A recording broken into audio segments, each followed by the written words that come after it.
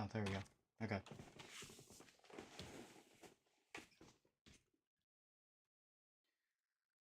Alright, so our scene is going to open up, not currently where I am displaying on the screen. You all are essentially brought into a dark, nameless temple. And each of you are from an unmentioned, unknown frame of time. You may be from different timelines. You may have worked together in the past, or you may not have. But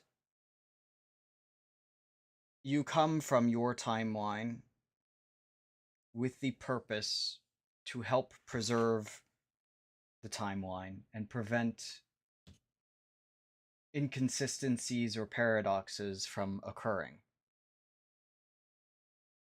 And you are called when an incident is discovered.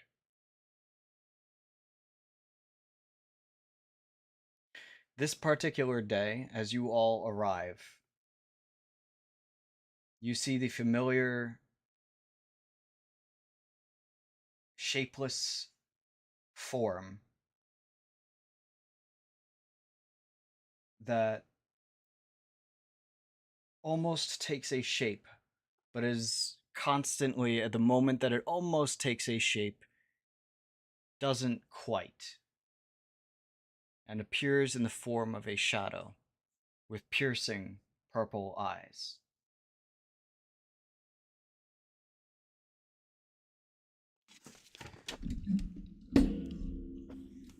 A voice from the shadow speaks out to you. There are those who are interfering with the timeline again. I am in need of your services once more.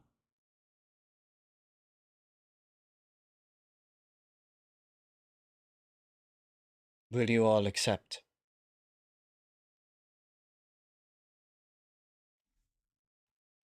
Okay, goodbye. That's the end of the stream!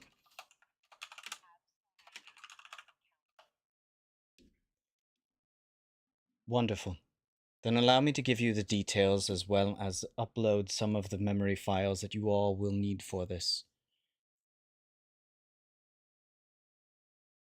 In another timeline, one of the particular mirrors has a figure that is very important to the timeline. The disruptors are once again trying to interfere and prevent some of these figures from ever reaching their destiny. We need to stop that. The particular target this time is one who will come to be known as Captain Ironboot.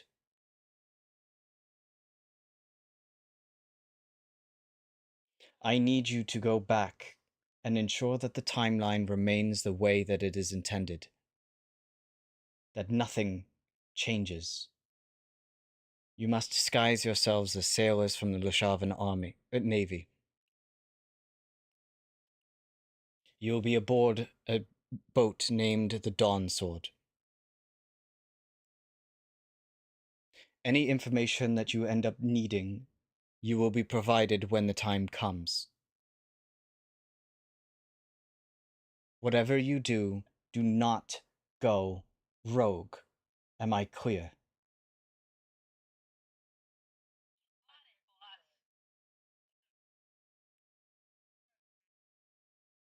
You're to make sure that the timeline happened as it did.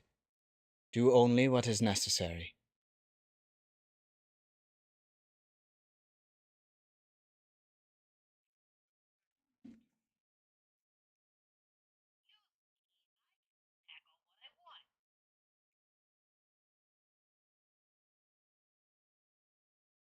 Very good. What appears as a hand reaches from her formless form and it is as though mirrors are beginning to crack and break, and suddenly you are pulled forward, and you awaken upon a ship. Regardless of whatever you appeared as, whatever race you came from, whatever background you had, whatever clothes you were wearing, you now appear Lasharvan, human.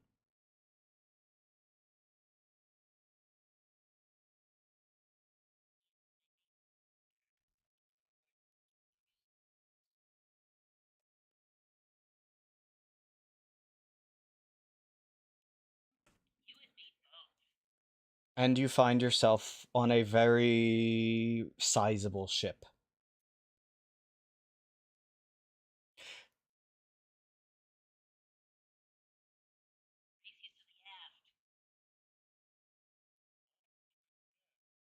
Let's start with this and basically go through each of the characters and how they react to this. Are they familiar with ships?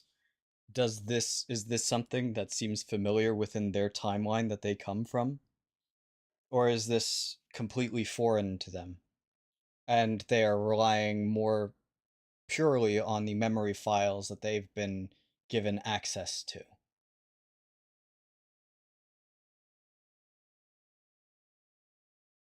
Firefist, let's start with you.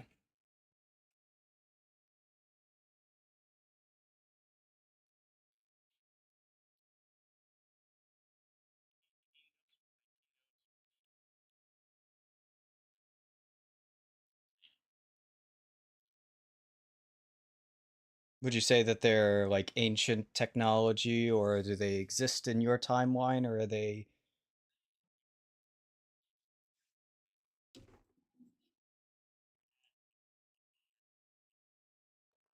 Gotcha. Ziggy?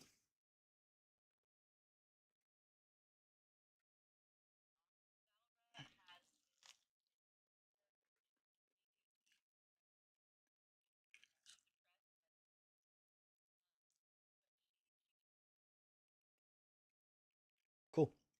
Jeffrey?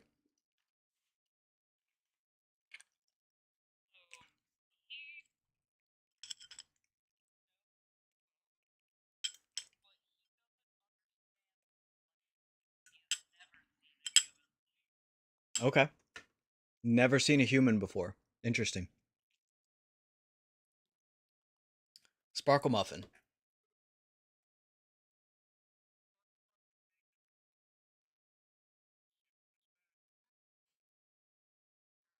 Okay.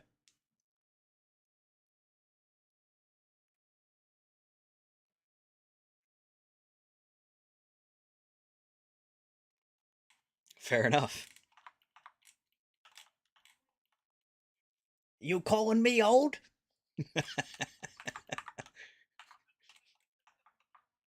How dare you? I still have a few colored hairs left. All right. You all have been given access to where, like, even despite your knowledge of or past experience with a ship, you have a general idea of how ship operations work and enough to blend in, enough to look and function normal. You've also been given some social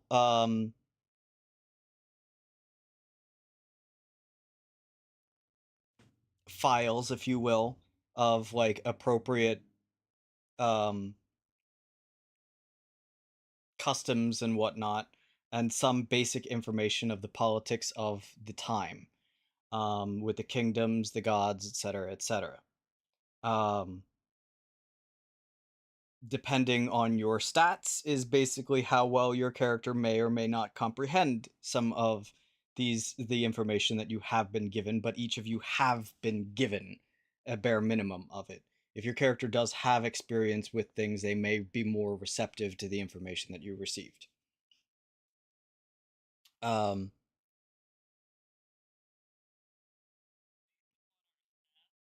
yes. knowledge and instinct would probably be the biggest driving factors. Presence could affect things of like how well you adapt to the social uh climate, if you will.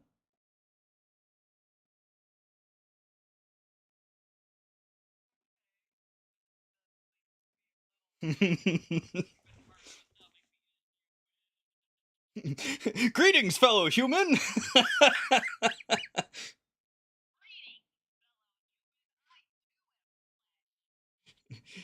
Given the Spock sign. Um. So, what do you all do?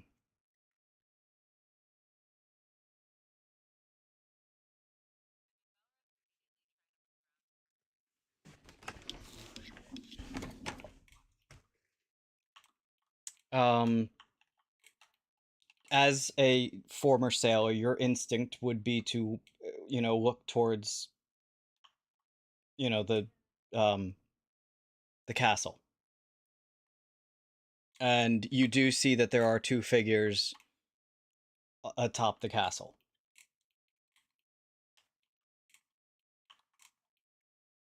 Both of, well, it the distance is a little bit hard and there is a lot of things in the way, but you do see that, but most of the time, from your knowledge in sailing, the people who are at the castle are usually a pretty safe bet that it's going to be the captain and probably the first mate, maybe the um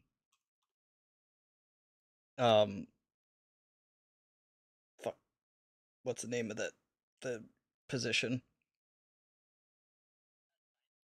You got what I'm saying.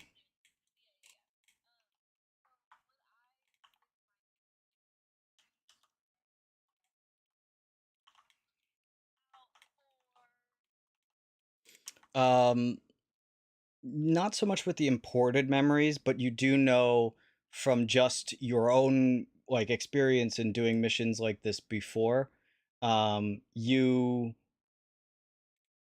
are basically looking for something that ends up looking like a fracture. Um, that starts creating a fracture. Something that seems like it is divergent from the history. And as the figure had mentioned, you'll pick up some of the history as you need it. Not all the information has been given to you just yet.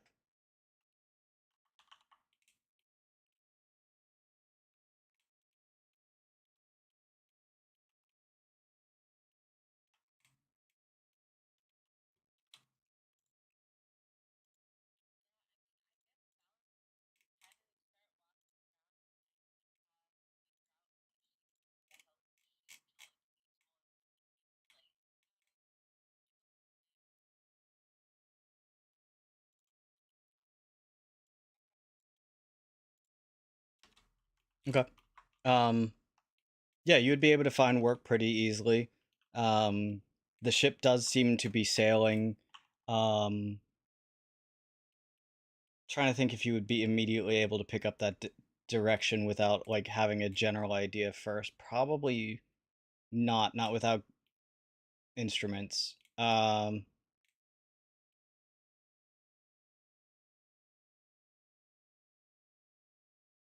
For the most part, right now the ship, like there isn't a lot of things that are happening too crazy. Like there is work to be done, but it's mostly cruising at this point. They're in open waters, not in a very difficult area where there's a lot of changes that need to be made in terms of the trim and stuff.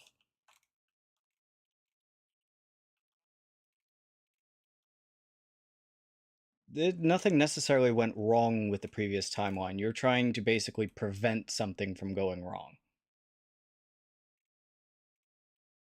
You're trying to prevent someone from interfering. You know that there is a plot to actively interfere at some point in this timeline.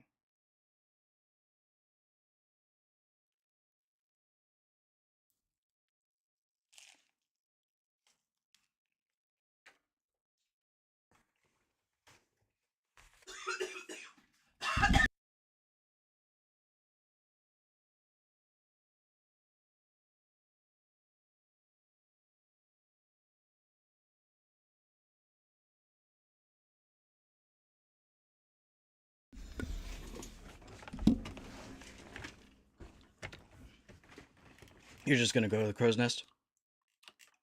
Okay. You are in the crow's nest.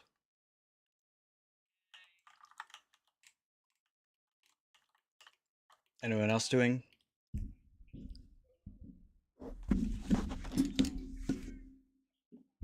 Okay. You striking up any conversation with them or just kind of fishing?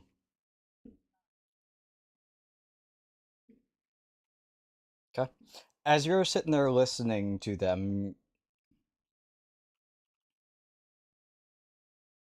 you hear one of them talking to the other. See that there's a bit of a tension going on between Captain and First Mate. Not too happy with the last incident with each other. I think anything's gonna come of it. No. I don't think so. Vale has a level head.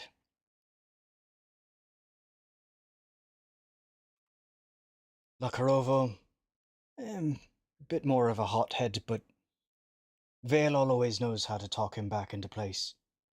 Smooth things out.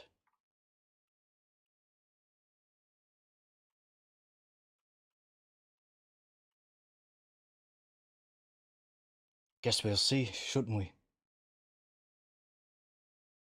I should hope so. We need to get the shipment to them.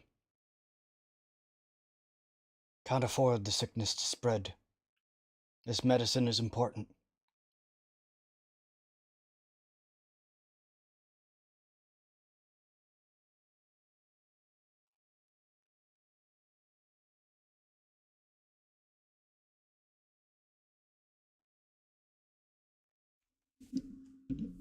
Anyone else doing anything else?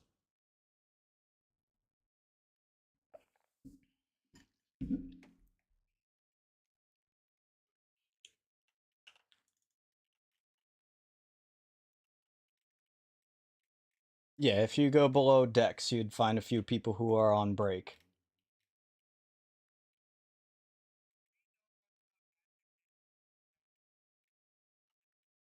The memories that roll me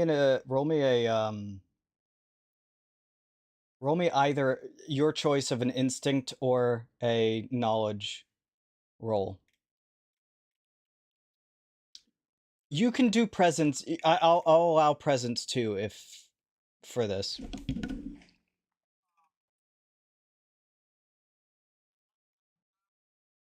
Instinct, knowledge, or presence. Okay. Fear or hope? With hope? Okay.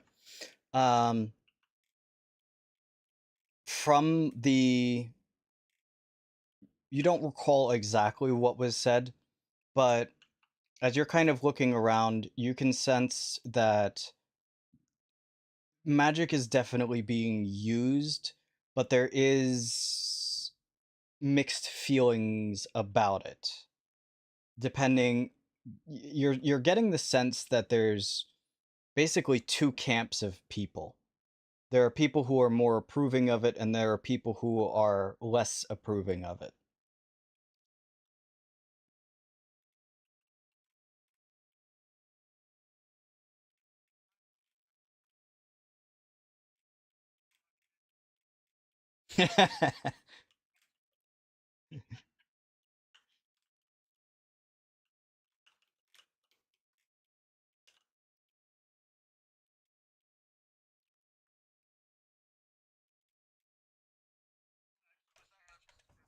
Yeah, yeah.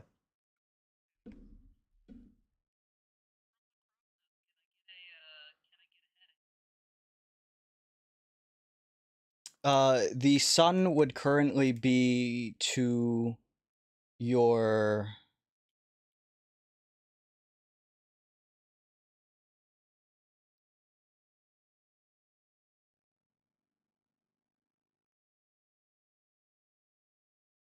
right. And you would get the sense that it is roughly morning at this point.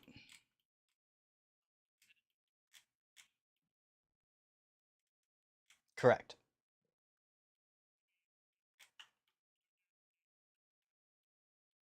It does. No, no, Odaiden. Oh my god. Suddenly, there is a strong breeze, and Odaiden flies through the air off the boat. Bye! Anyway, suddenly there is a whale that is very, very hungry for krill. And your name happens to be Sparkle Krill.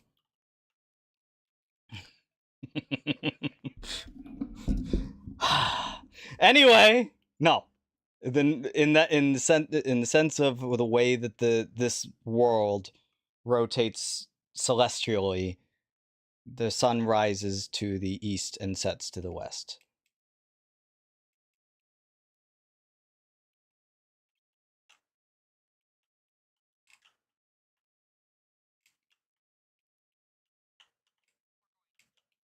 Yes, you get the sense that you are heading north.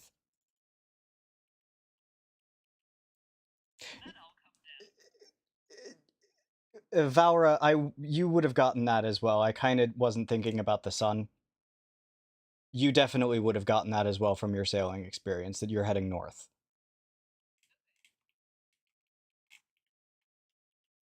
Okay, so now you're coming down. Got it.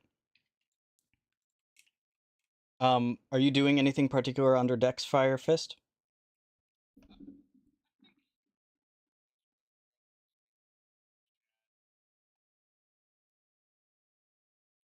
Okay. What are you saying to him?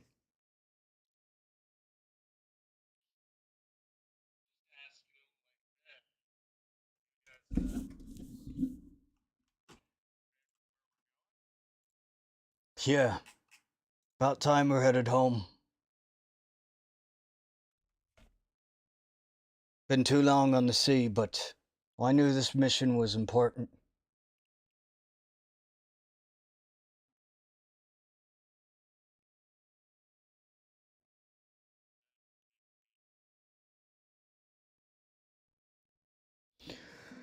True. Capable hands of Captain Vale. I'm sure we'll be fine. One of them nudges him. It's Admiral Vale. Right. Sorry. I've sailed under him for a long time. Knew him before he got the title.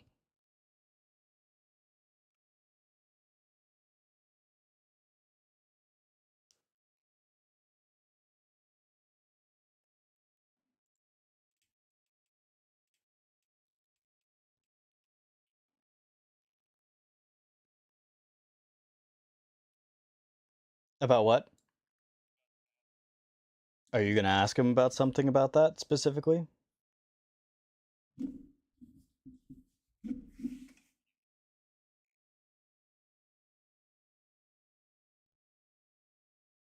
First, one of them kind of looks up at you. First time on the Dawn Sword.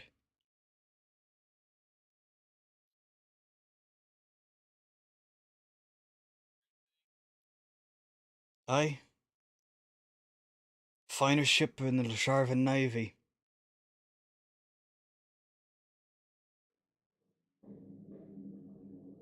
Fastest we've got. Depending on who you ask. He kind of looks around a little bit. Depending on where you stand with certain things concerning the Titans. But some believe that maiden of voyage herself watches over her. If you buy into that kind of stuff.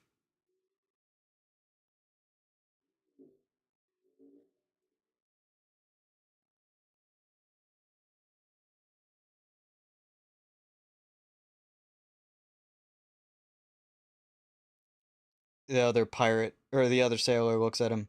You should really keep your voice down. Don't want the wrong ears hearing it. Hell with the others. The captain says that we can talk about her. This is his ship. But we're still under the law of Lasharva.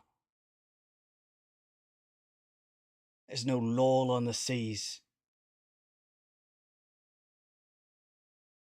The two just kind of are going back and forth.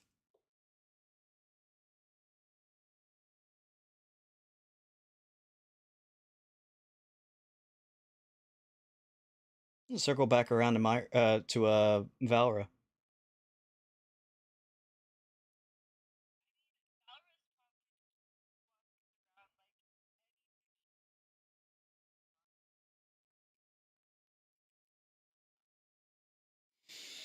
Okay. Anything that you are like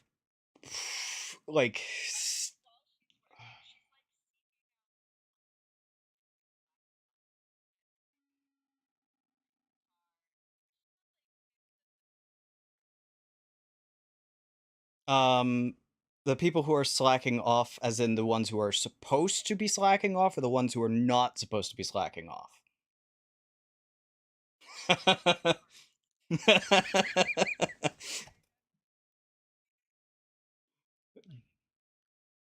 Okay. You get near the front of the ship where it's kind of hard for the captain to really see that far down, just due to the size of the ship. And you see in someone who's definitely kind of just like half-assedly like pushing a mop. You can tell they're not putting their heart in it.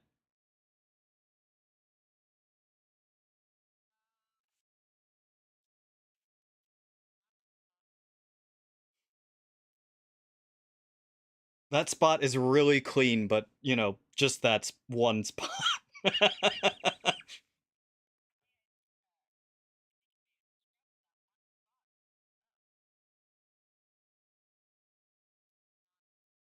You snitching?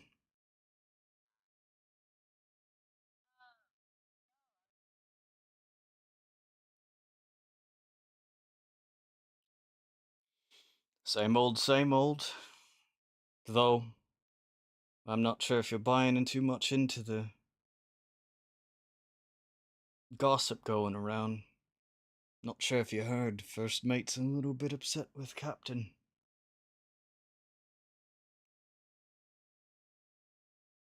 Well, driving through the fog. He didn't quite like getting his order belayed by the captain. He wanted to go around the fog. Captain demanded we go through it. Something,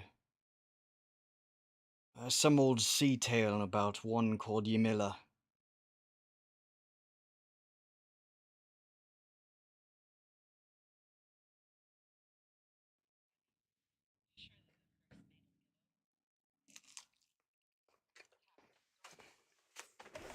Well,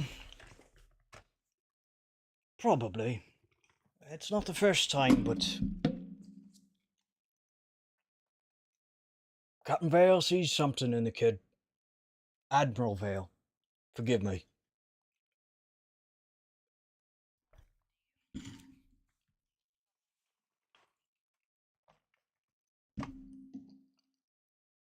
I don't know. He's smart.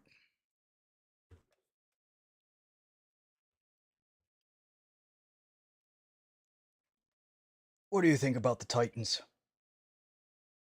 You think that they're, as the Empire says? Or do you think Captain Vale might be on to something, that they got maybe a bit more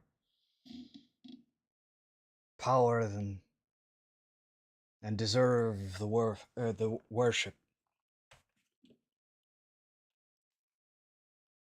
No judgment here.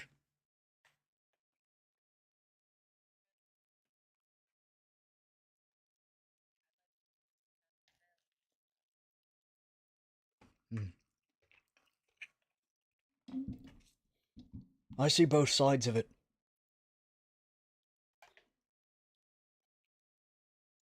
I mean, can't help but wasn't too long ago. All things considered,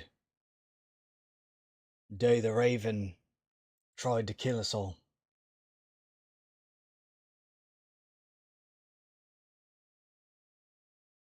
If our titans can fall like that, what are we worshipping them for? If we're just pawns. I kinda like the idea of us being in charge of our own destinies.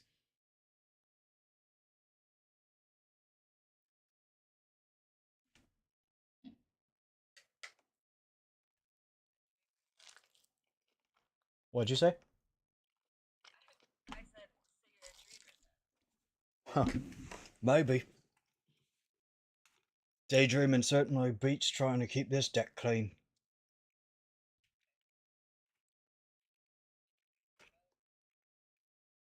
I swear, every time I used to work real hard. They just walk right through the spot you just mopped.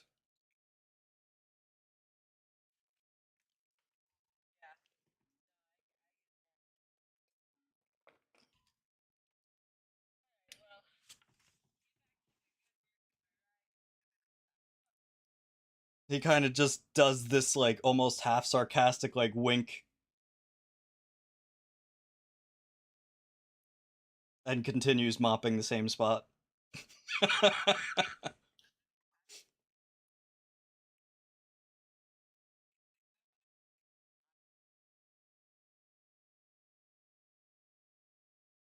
So you're going basically up to the castle? Yeah, you're going to, like, the lower castle? Okay. You walk up there and you can basically kind of, like, sit beneath the upper castle, you know, without drawing too much attention.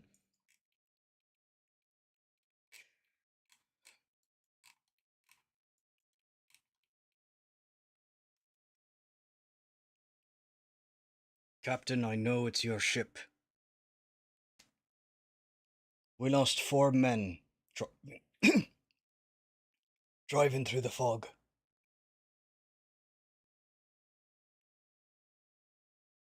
We didn't lose 4 men, Lucarovo.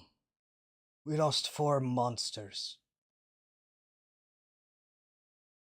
How can you say that, Captain? They served on your ship just like anyone else. Don't you know anything about the Titans, lad? Emila especially. She doesn't just take any men. She takes ones with darkness in their heart. Takes ones that probably would go on to do horrendous things in their life. Full of hatred. She does us a favor. That's why we sail through the fog. You know that stuff's heretical. We're not supposed to be talking about the Titans.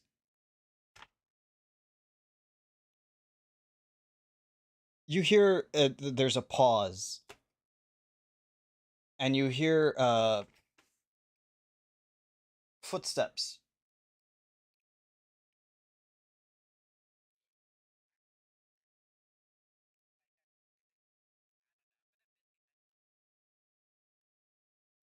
Okay, yeah.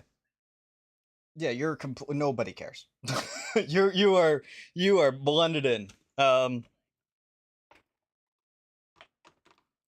Listen to me clearly, Lukarova, and maybe make myself clear on this. I don't give a shit what the Empire says. Do you know who rules the ocean? And the winds? You're gonna say Lady Tempestra.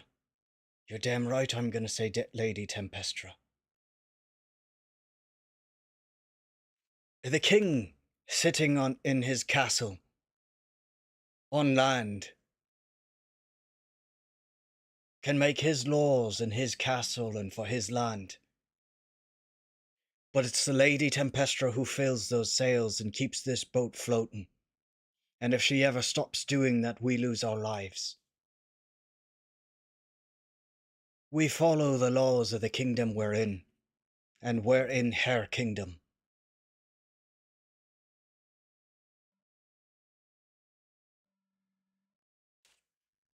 Just don't get caught here in that, Captain. Wouldn't want to lose your head. Not worried about it.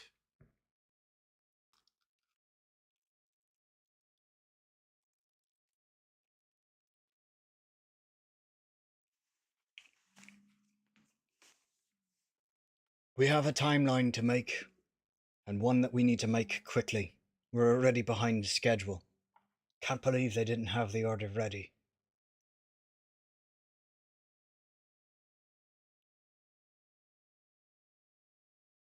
What happens if they don't get that medicine, Captain? They die. Lots of them.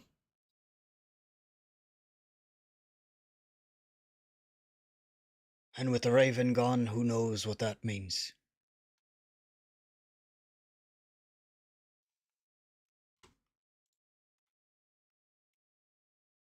Understood, Odaiden.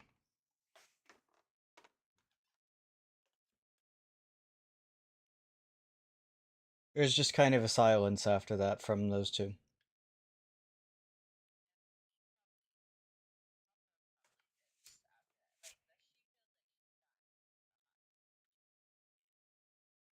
Gotcha.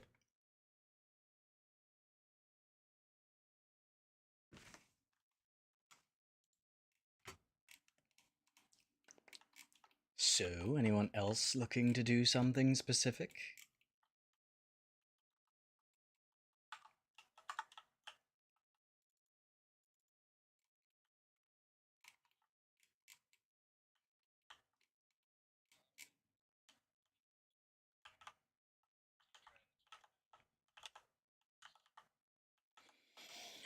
As your roll me a instinct check. In fact, each of you, if each of you can roll me an instinct check. Odaiden, I can roll one for you, since you are occupado.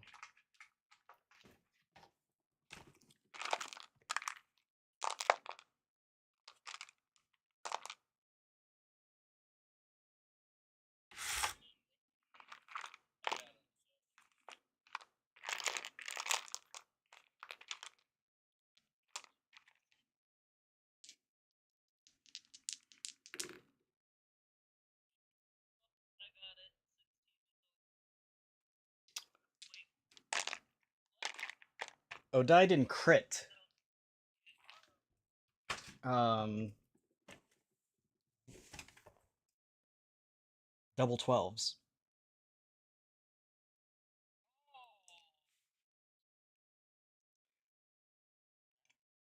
So, as Sparkle Muffin is kind of walking around the ship,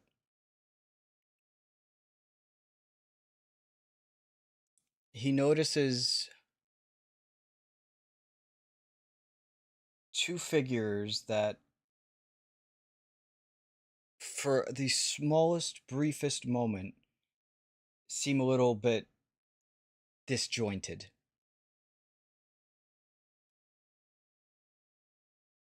Almost a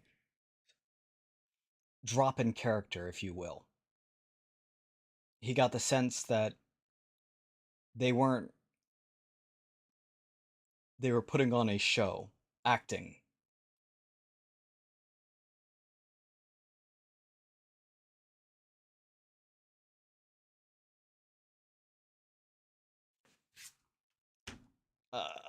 Until he's back, I'm going to say that he's going to basically tug on one of your shoulders and let you know. Just for the sake of moving things along.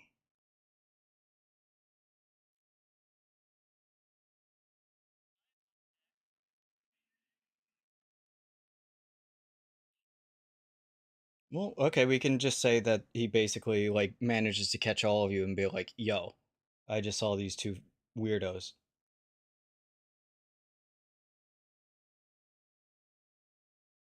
Obviously, that's probably not how Sparkle Muffin would say it, but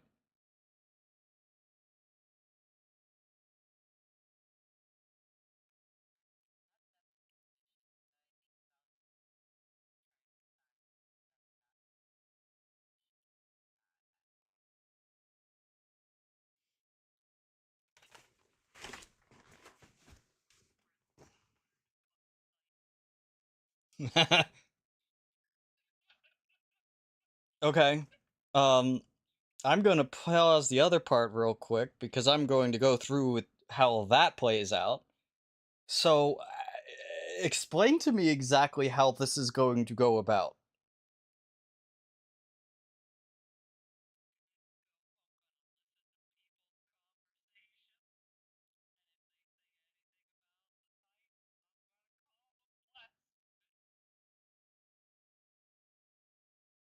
You get a lot of dirty looks. You get a lot of dirty looks. You get a few people who kind of applaud you. And you get the as you kind of like if you're going to tally them up, you notice that there seems to be a lot more people that kind of clap for you than there are people who give you dirty looks. Not clap for you, but you know what I mean.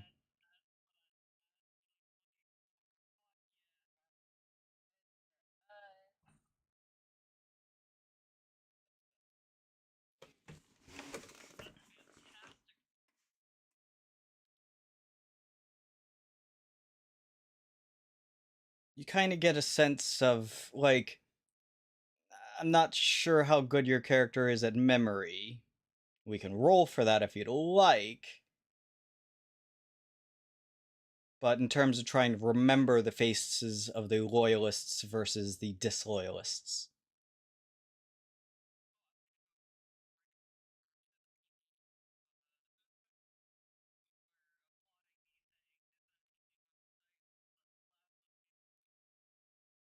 Okay. What are you saying?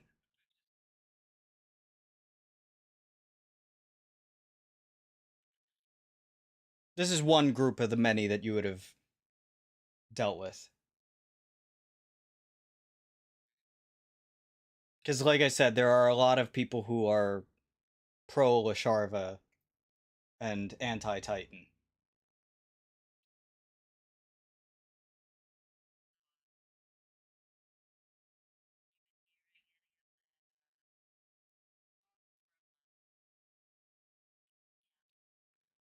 Yeah. Fool. Used to like sailing under Captain Vale, but he's changed.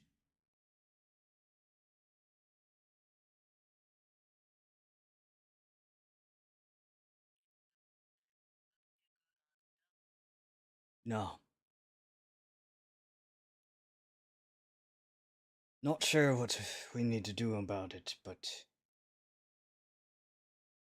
I didn't like the way he treated Darius. Called him out on the spot in front of everyone.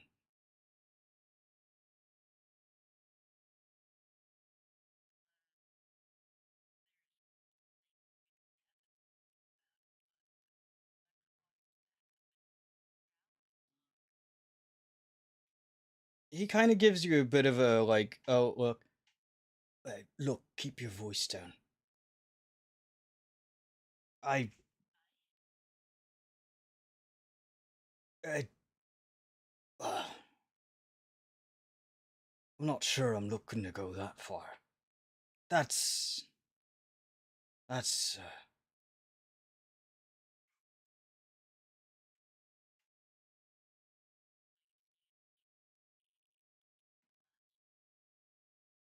Look, there's other ways we can go about this. Mutiny is. Sure. Report him to the local authorities when we get back. Well, maybe that wouldn't work. Captain Vale's got a lot of reputation among a lot of the people.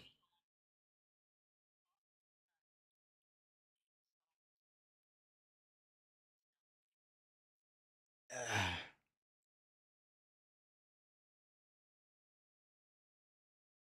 I don't know about this. Yeah, I need to sleep on it. I can't believe I'm even giving you that much of a thought. I should be a lot angrier at you than I am.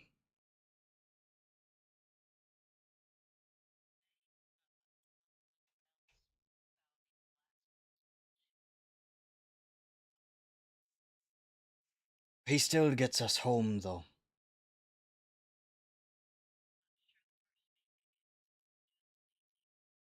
Roll me a presence check.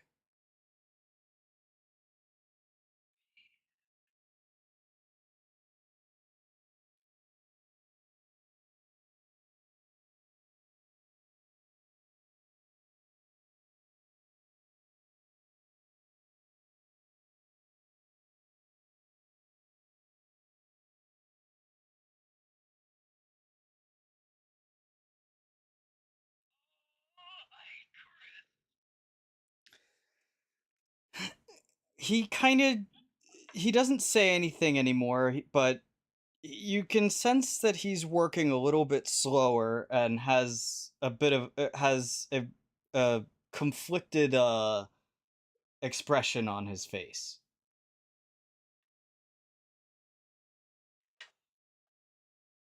I'm gonna jump back to everyone else. So Sparkle Muffin, Valra, and Chimley.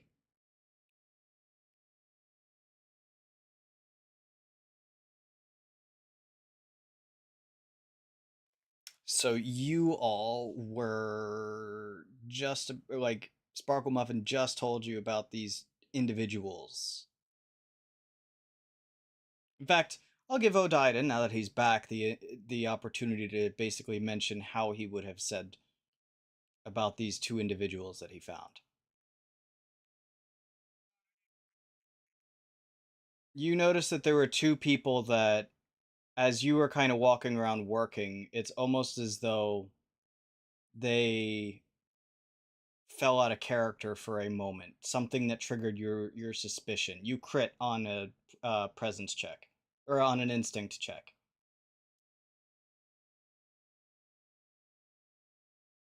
I rolled for you since you were occupied.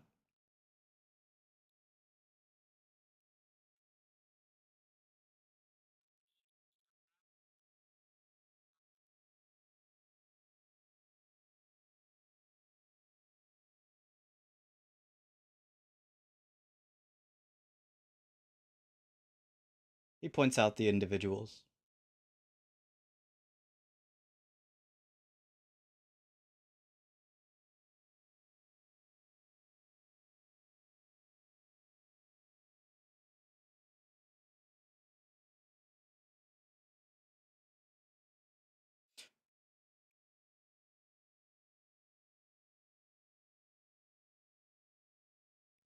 I will say one thing quick, though. You would all have the sense that you wouldn't want to do anything too brash, because if you try and confront them directly, it could compromise your own secrecy.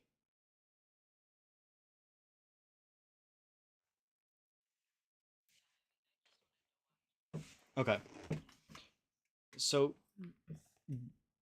Giba, Sammy, if you're, or sorry, Ziggy, if you're doing the same thing, um, both of you please roll me a finesse check. Oh my god! Valra and Chimley.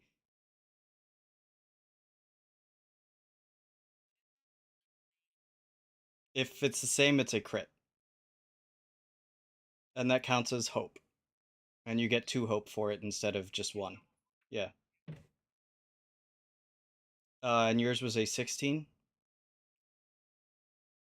Okay. So you're pretty confident that you're able to blend in very well, but you have completely lost sight of Valra. Like, she was just right next to you. And you don't even... You're looking around like, where the hell did you go, Valra?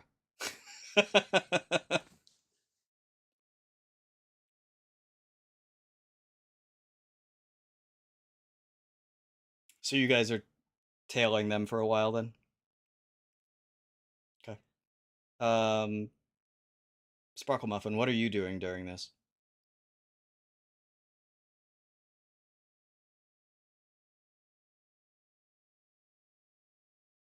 Sparkle Muffin. Listening to who? Are you also...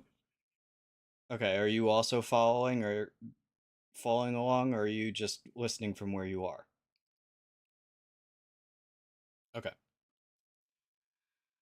Um,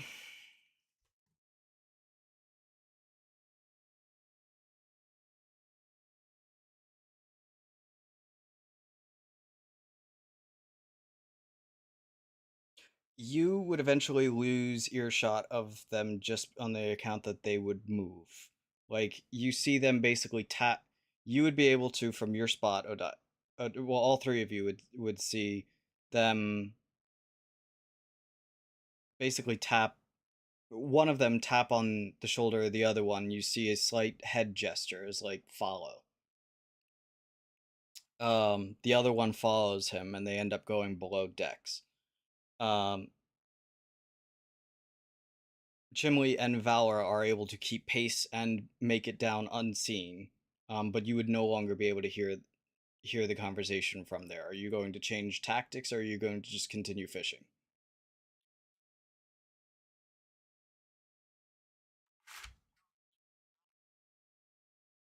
Okay. Roll me a finesse check with advantage.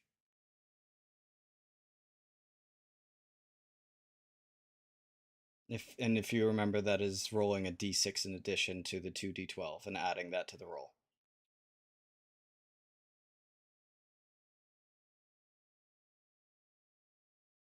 Okay. Uh, that'll pass regardless then. Okay. Um, as you're going down the deck, uh, you happen to pass by someone who does spot you. It's not one of the two and stuff like that. And you have never seen a pirate jump so high. But you are able to continue scurrying and, not draw further attention.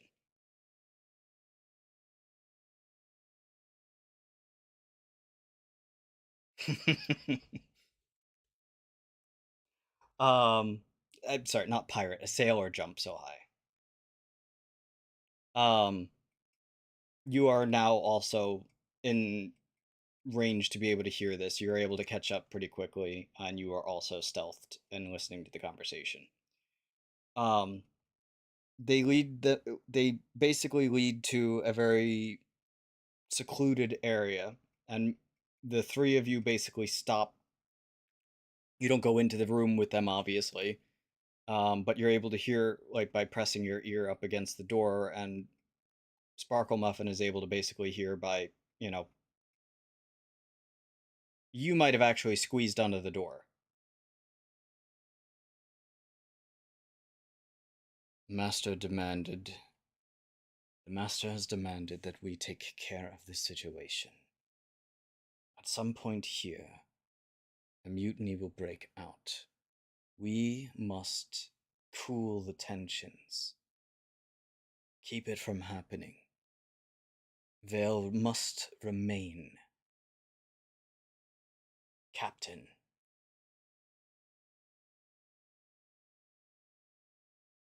And how do we propose to do that? Are you sure that we haven't drawn attention from the Order? I'm positive. We've been as discreet as we possibly can. This is a very high-intensive time frame. A lot of attention from the Order of Calphenix is on this period of time. I'm aware, but I have been very careful to not to draw any attention. The Master has given me directions of how to do that. Good.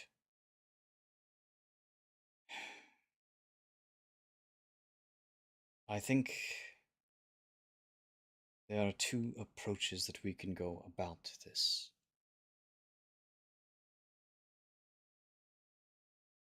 We know the individuals who start the mutiny, and we know the individuals who put the idea in Lokarovo's head. We can eliminate them, or we can go directly for the source and just remove Lokarovo. That would deal a blow to the master in the future. Nakarovo's just a pawn. Not really needed. True.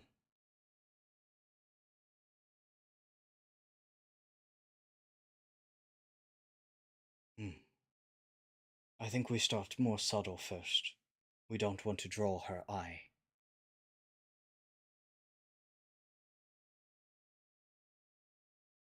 Find the ones who start the mutiny. Poison their grog tonight. Nobody will miss them. We'll prevent Vale from turning into Ironboot.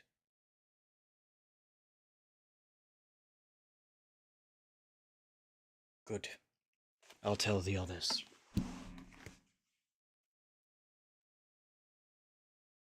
You start hearing footsteps towards the door.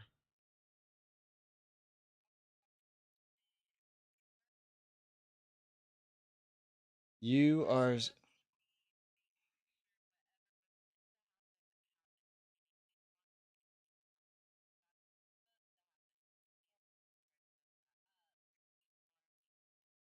Yep.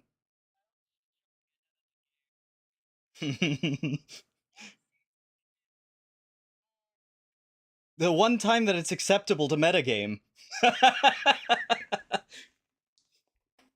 It's like, hey, I know this.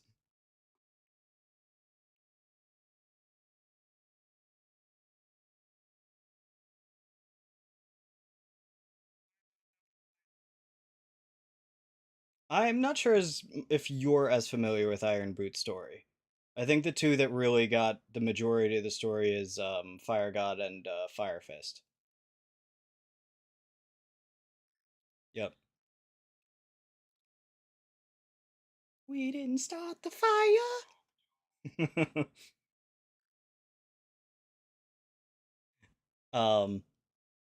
But yes, as I said, you start hearing footsteps walking towards the door. Well, yeah, you guys are at the door.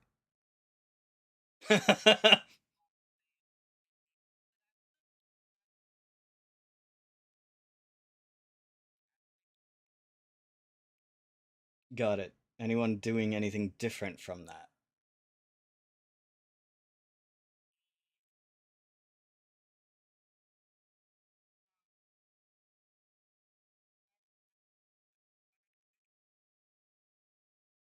Um, the others probably would have seen a rat scurry under the door, and a rat.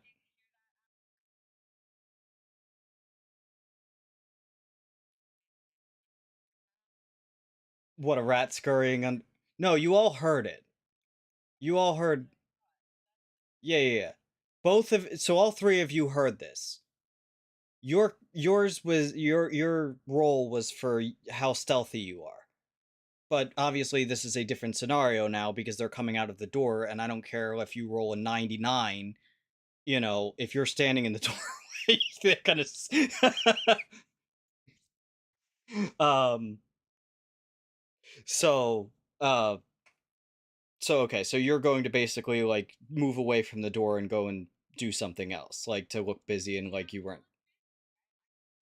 Right, right. And I'm gonna basically use the same rolls and stuff like that for that. So they come out of the door, they don't even notice the two of you. The rat scurries out from the open doorway as well, unnoticed. Um,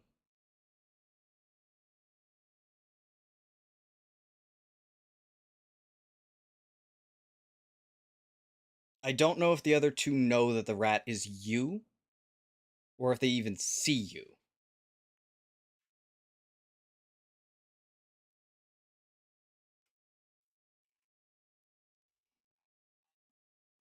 Uh, so you do continue. So you basically break off to go follow that one person. What are you doing,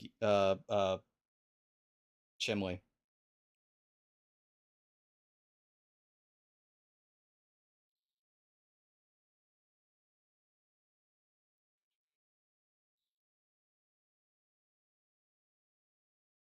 Okay, you're going up to the castle. Gotcha.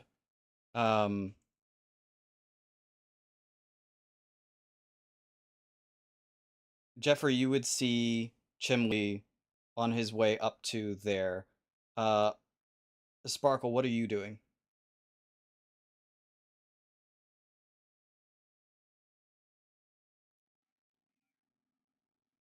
So you're going up to the castle as well. So you're following Chimley.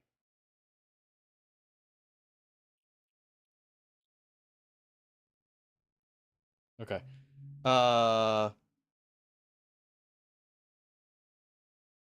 Jeffrey, what are you doing when you see two people basically walking up to the castle? You do not see Valora with them.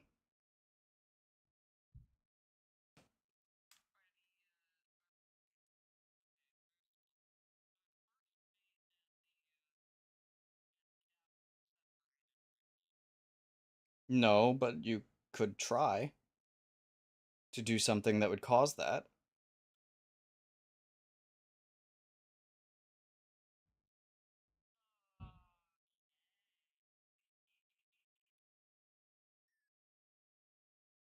Now be aware, you don't know what the other three discovered yet. Okay.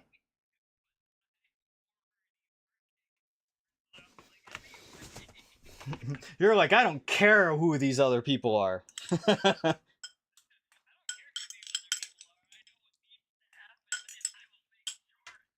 Gotcha. Gotcha. All right. So you're walking up to the castle as well. I'm going to start with Valora. So you follow them, and they eventually lead to another person. You are not able to quite hear what is said, but you do see them basically put one hand on a shoulder and whisper something into the ear of another. Yeah. Yep. And you see them basically do that to another three.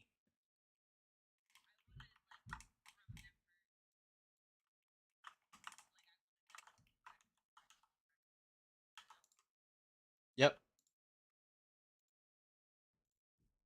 Um,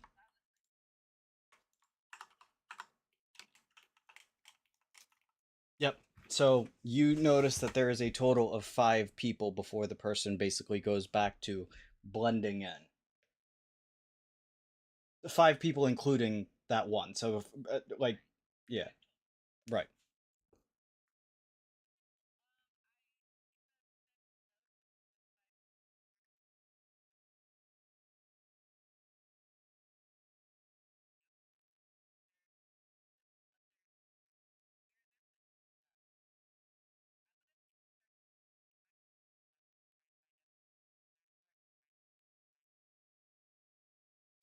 Gotcha. Okay. I'm gonna move to the other three. Are you walking with each other, or do you all find your own ways up there? Okay. So you're going to arrive first, so we'll start there. No, he is not alone. You see the first mate basically just standing nearby, kind of just looking out. Um, Captain Iron.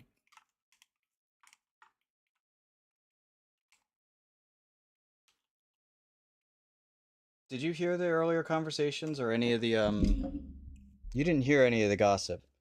Um, you don't really have anything to go off of from just like observing. Like they're not really taught. Okay, what I'll give you is this. Um, you can sense that there is a tension.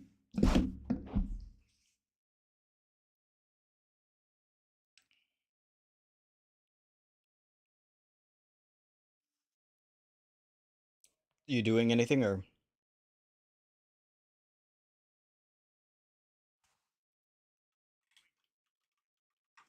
okay? Um,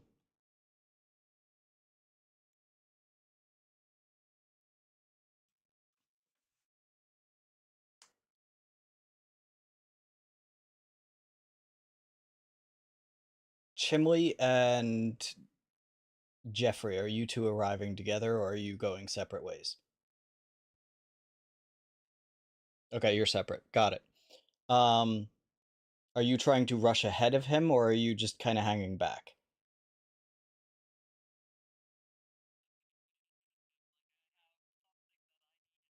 Okay. So you're going to arrive first, then. What do you do when you get there?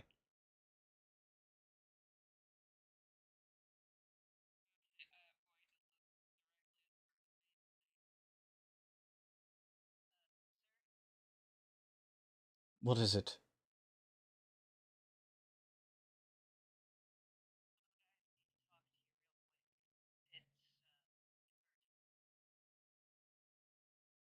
Gotcha. Captain. Go on. I'll be fine. Darius starts moving, but as he gets to the stairs, he kind of looks out. Captain, you see in the skies? I am. Knew that we were expecting a storm quite a bit ago.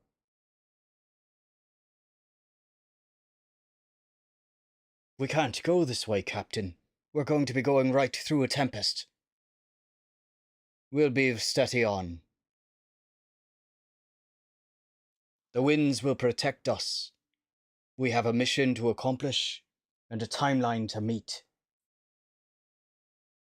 It's time now. If you're ever going to be the captain of this ship, you better learn to respect the one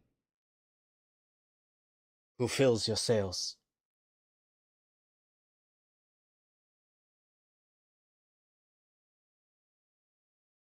We're going to...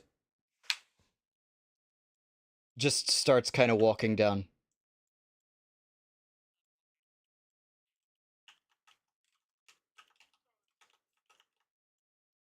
You can tell his jaw is clenched right now as you're walking with him.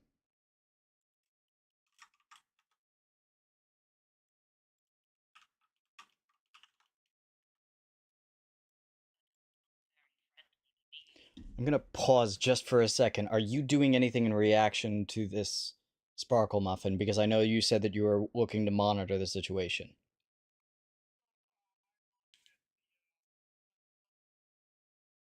Just Ironboot. Sorry, Captain Vale. Admiral Vale.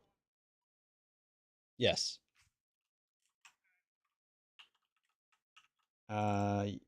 Yes, you are. I just moved your character up to the...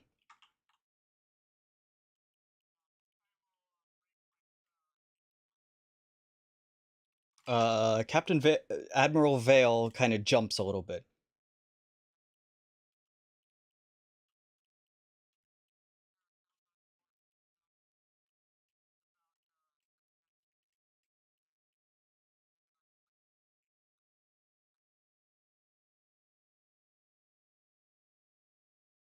You trying to upend the history, Odaiden?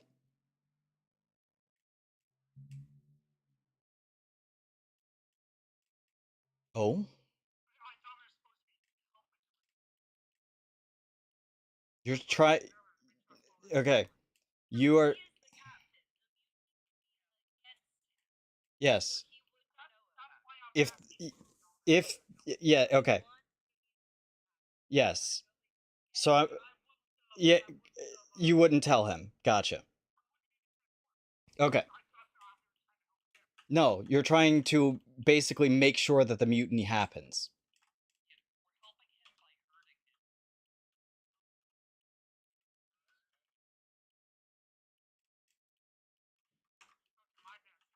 Okay, so you're gonna remain transformed then. Are you doing anything else specifically?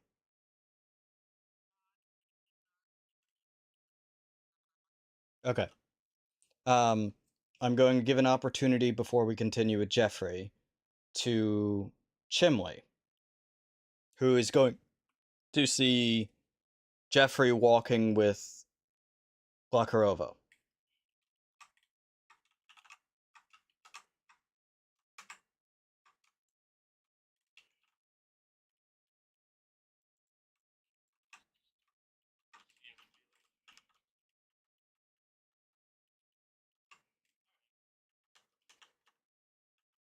You gonna say anything, or just kind of let them pass?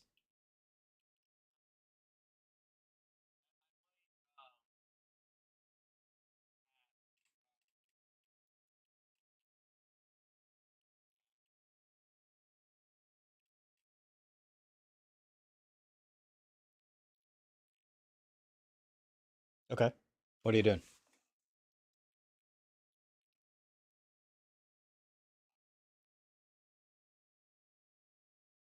Okay.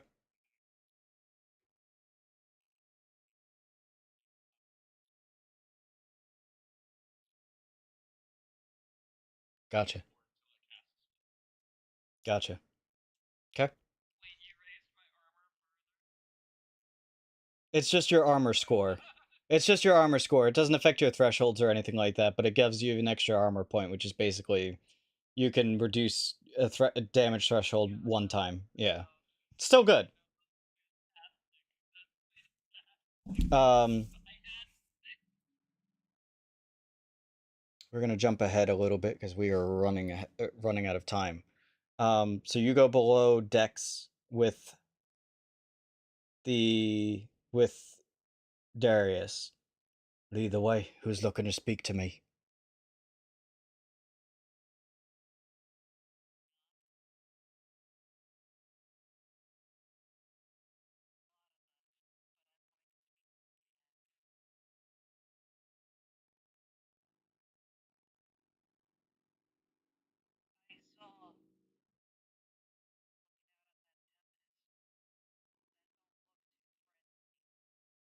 Of course it's not. That tempest is going to tear the ship apart. He's got all the faith in the world in Tempestra, but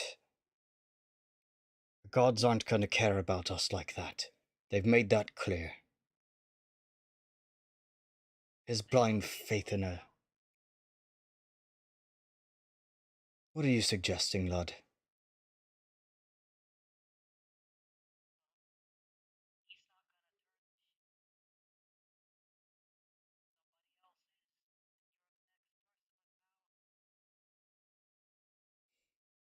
I had a feeling that's what you were going to say. How many men?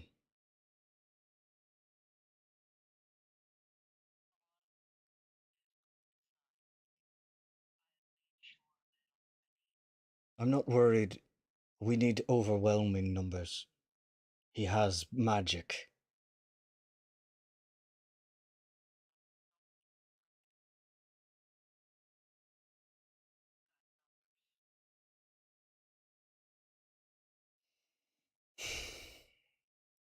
Gather them up.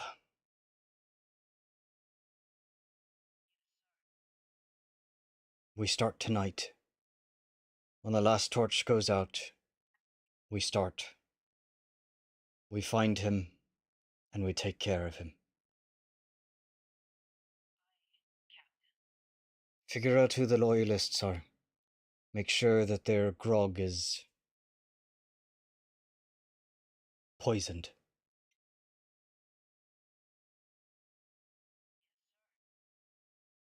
He doesn't need any numbers helping him.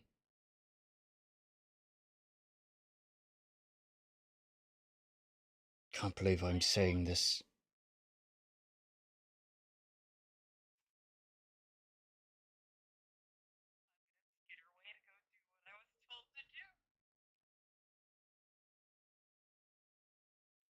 Darius does not go back above decks. He kind of walks over to the bar,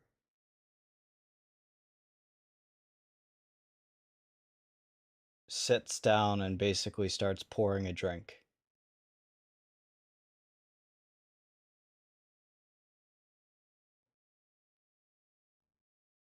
So I assume you're going around gathering everything up and poisoning the others. Gotcha. Anyone else doing anything else?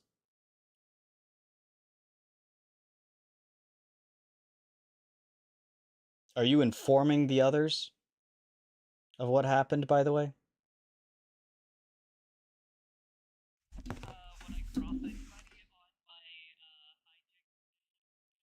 Probably all but Sparkle, because Sparkle is, you know, currently still up at the castle. And you wouldn't go up to the castle because obviously that's where the captain is. And you're not going to tell the captain, obviously.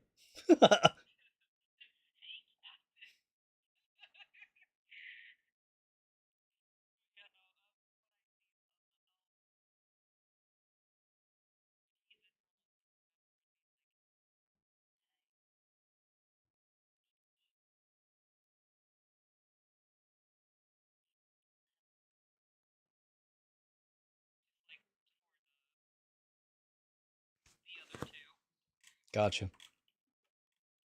Are either of you two doing anything different, or are you just going to help in the situation?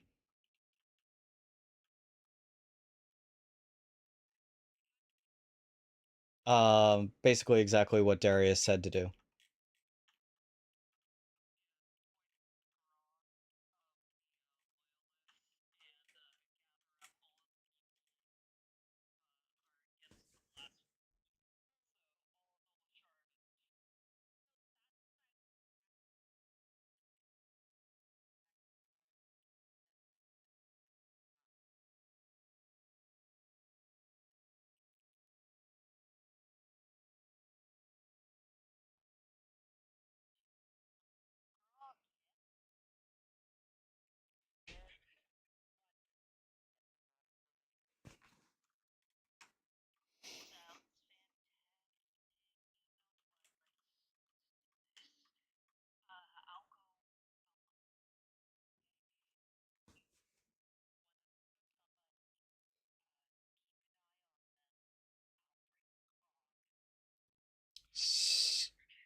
So with that, we're going to skip ahead a little bit because of time's sake.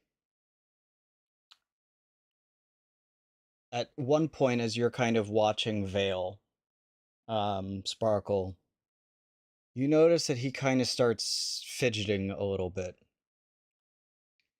And you hear in his silence here, or in his solitude here, you hear him basically say,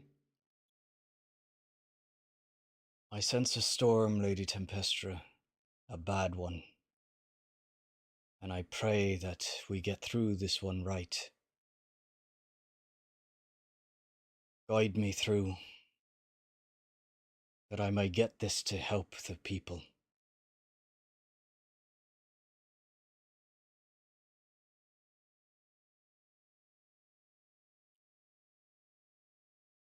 And with that, we're going to jump ahead.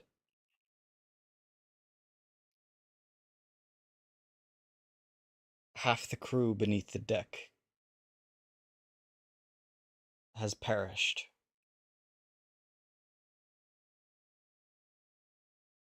Poisoned by grog. You've risen the Lusharvans against Captain Vale and are racing towards the castle. Admiral Vale has drawn his blade. Taken aback and shocked by what he is seeing. Completely unaware. Caught off guard.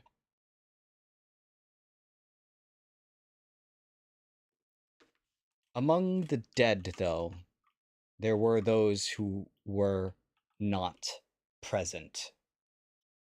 And they were the 5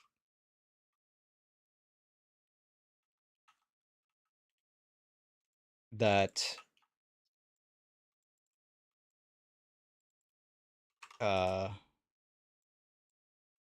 you figured out to be the ones trying to prevent this. All of a sudden, you see them appear at the lower castle. They drop their disguises. they're blocking the way up to Captain Vale.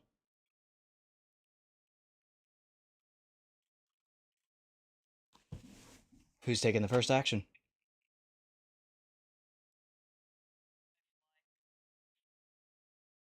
Okay. So you just all of a sudden launch yourself into the air and are flying. Cool, cool.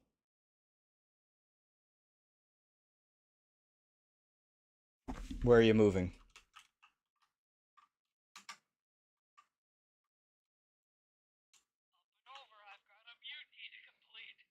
Okay. Are you going directly to Admiral Vale? Okay. Are you doing anything with that?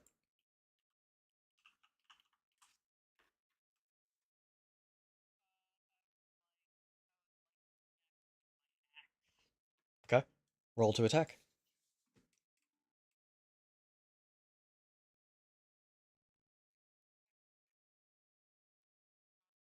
He flew over, yeah.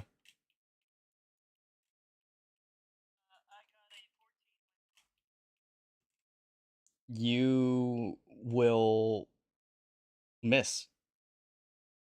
Or as you go to attack him, he basically blocks your attack with his blade. Basically looks you dead in the eye. Traitorous rat.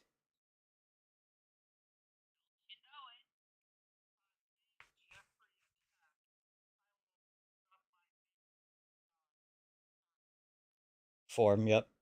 Okay.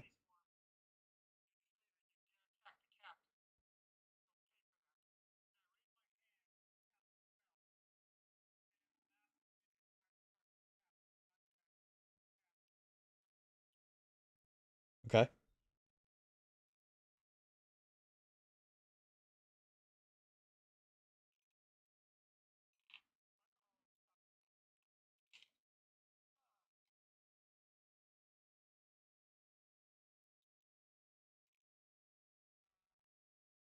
Oh, was that a 14, by the way? Was that a 14 with hope or fear, did you say? With hope, okay. Okay. It obviously lands. So you'll take the damage value. Okay. You'll take the damage value and then you roll again for it. And add that to the damage. I'm saying for the damage. You'll take the maximum value and then roll again. Yeah, yeah. Right. But that part isn't affected by the crit.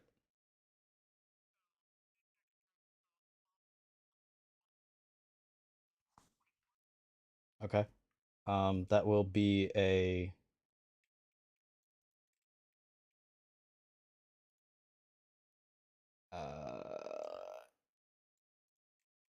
major damage, or severe damage rather.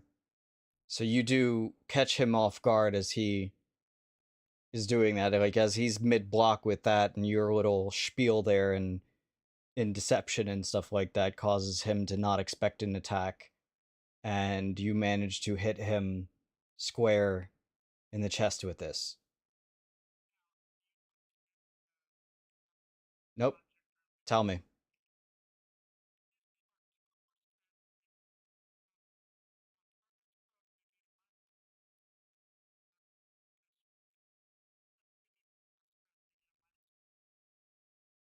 Okay. Gotcha.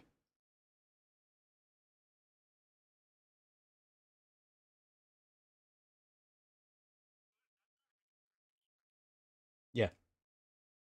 For adversaries, their difficulty is equal to their evasion.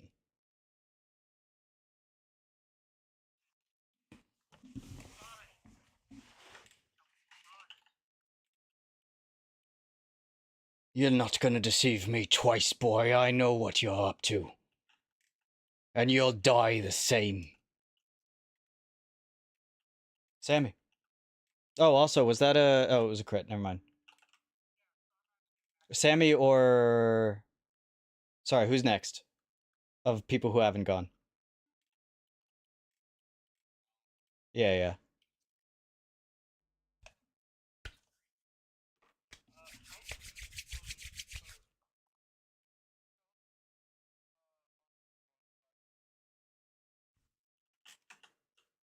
Right now, the only people who are up there is Jeffrey and Sparkle Muffin, and there is a wall of thralls in front of you.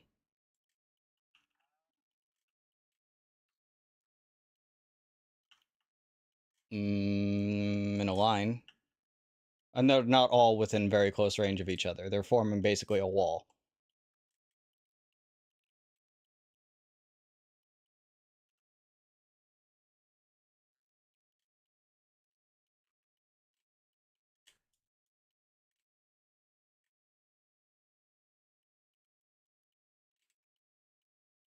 What do you mean?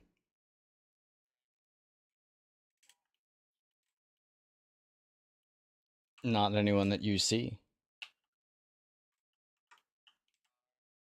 From the collected knowledge that you have, you know that these are from the Cult of the Ephemeral, which were a group that was trying in a different time to resurrect Zithram.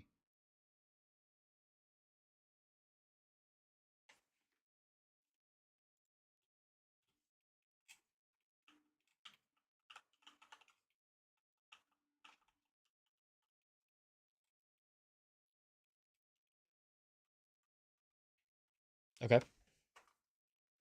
Are you hold on? Are you doing it from where you are right now, or are you moving?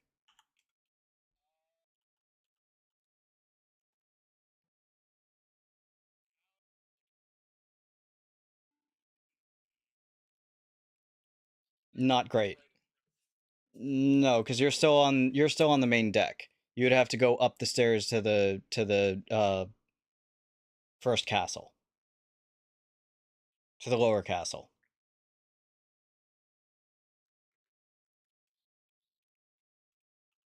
Okay. So you're going to basically come up near where Darius is right now.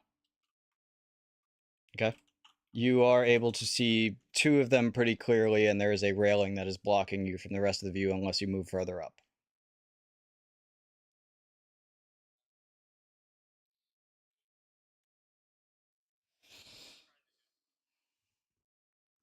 Okay.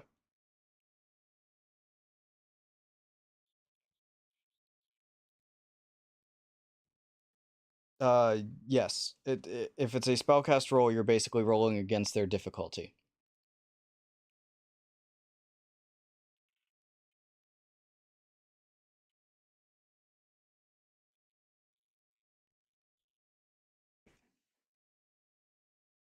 Okay. You'll hit. You will hit. Roll damage.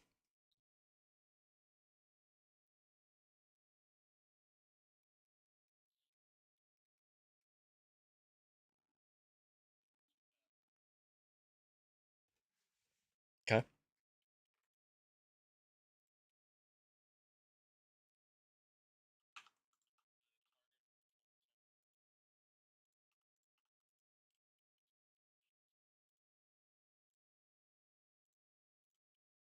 Got it.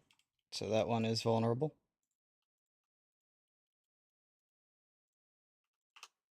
Okay. Uh, Valra,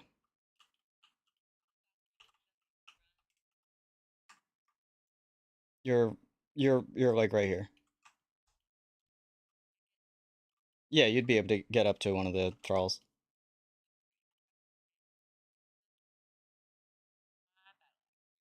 Right there. Oop, here, let me just move you. This one is vulnerable. So if I'm not mistaken, that means that you have. Let me refresh my memory on what vulnerable meant in Daggerheart. Um, well, creature all rolls target. So you have advantage. So you add a d6 to your attack roll. Yep. And that was with hope, by the way, right? Okay.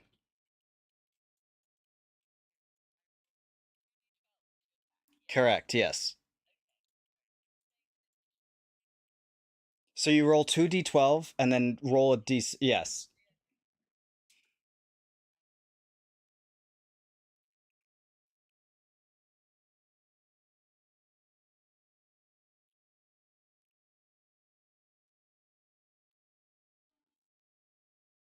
15 with hope or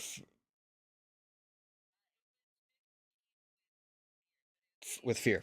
Okay, so you will hit. Yes.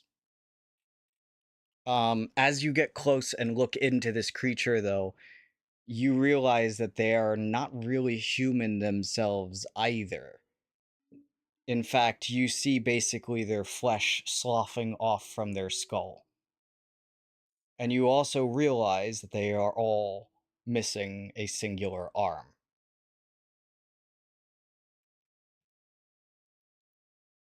Roll to attack.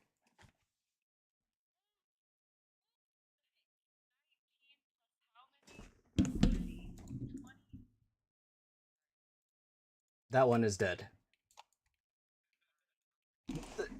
That one's dead. He's dead.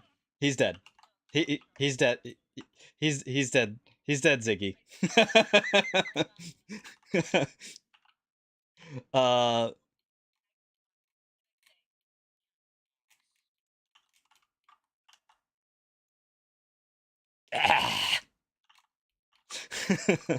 All right. Moving back to the top. Oh no, wait, hold on. That was with fear. I am going to spend I am going to spend 2 fear tokens to activate 2 enemies. Firstly, I'm going to activate Captain Vale, who is going to attack Jeffrey. Yes, but Jeffrey is in the way, and that will be quickly rectified.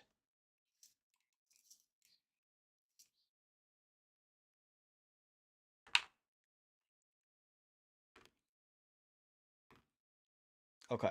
I'm pretty sure this is gonna hit because I have a 17 on the dice already. Yeah. Oh yeah, with a +4. Yeah, 21. Okay. Yeah. Um.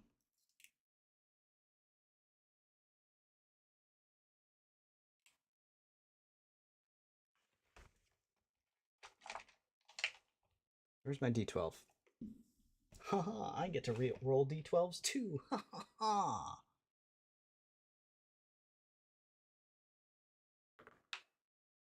ha. You will take. So it'd be 10 damage. So I think that's 2 damage for you. Unless you use an armor. Okay, got it.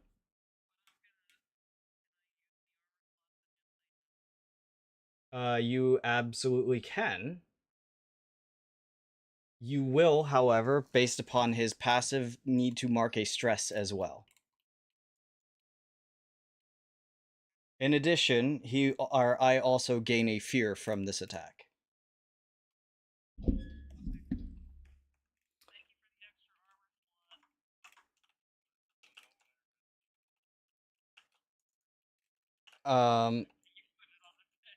This one is going to attack you, Ziggy. That's another 17. This is only a +1, so 18.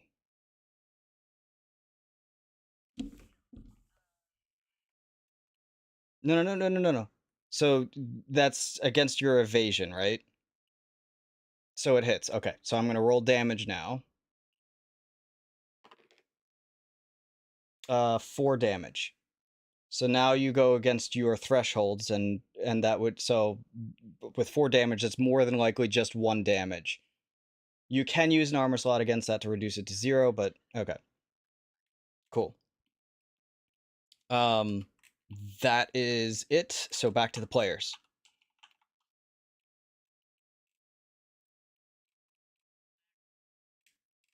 Okay. Roll to attack. And I get a -2 to his difficulty, right? Okay.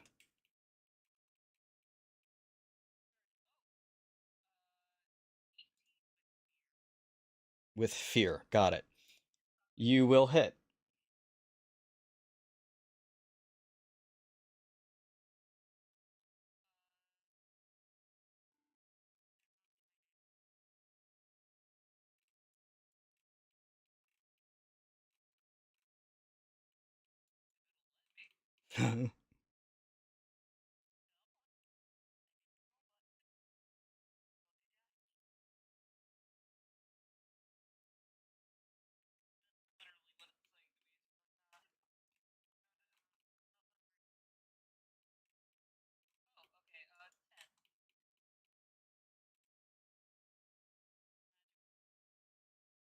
Okay.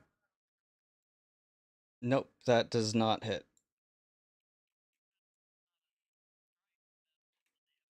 Oh, wait, what was the strike? You said 8. Oh. Okay, yes.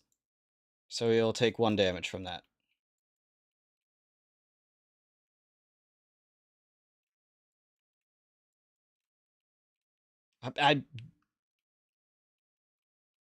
Okay. With fear, I'm going to take back the turn.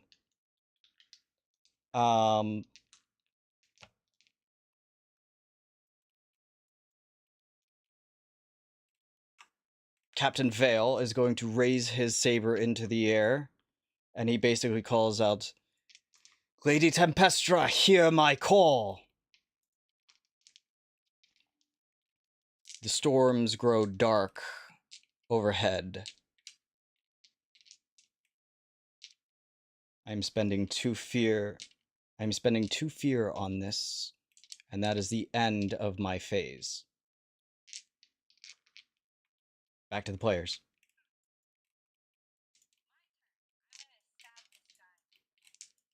Cool. Got it.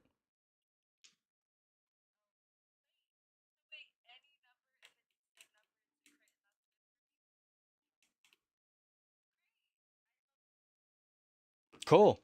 That's a crit. So you take the maximum damage of the weapon, and then roll again. And then roll again. Well, the maximum value of the dice. Of your weapon. Holy shit, it's 23? Oh, then yeah, so 20. Plus whatever the... Yeah, plus... And then roll again. And then add the roll to that damage. He's dead.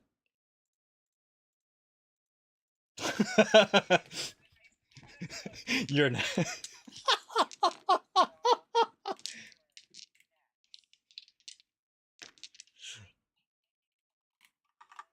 Yes, you can. Okay. Are you moving all the way to him, or? Cool. Alright. You have taken a step towards him. I need you to make a reaction roll. Finesse.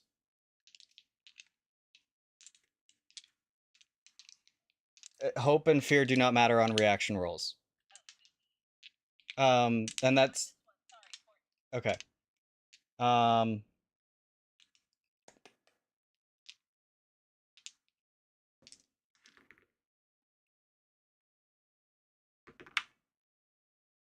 A bolt of lightning barely misses you.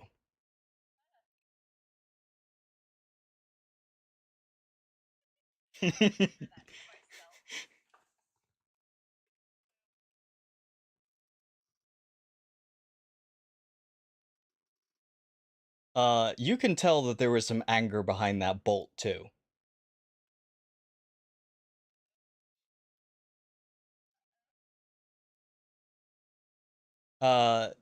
Who's going next?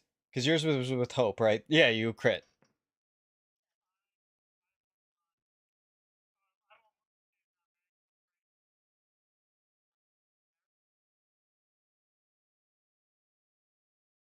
Okay.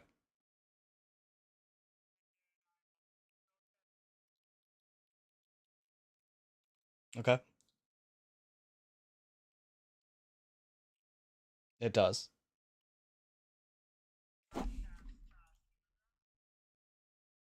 Okay.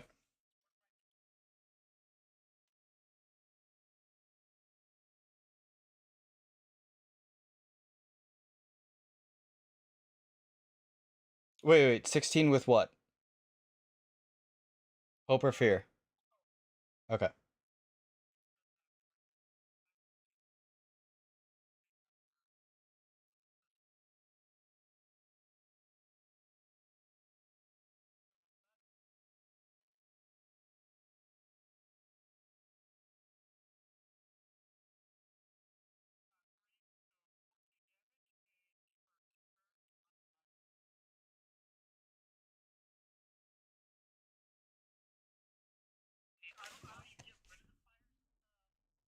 I do.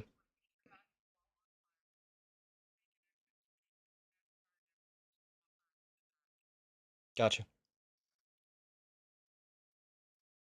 Okay.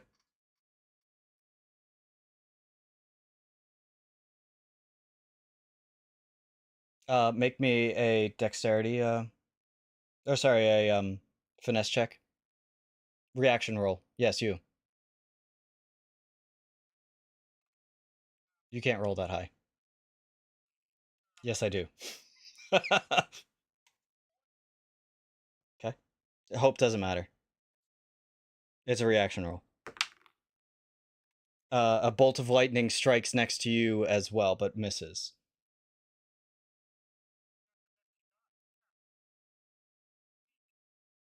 Oh, it's not me you need to worry about.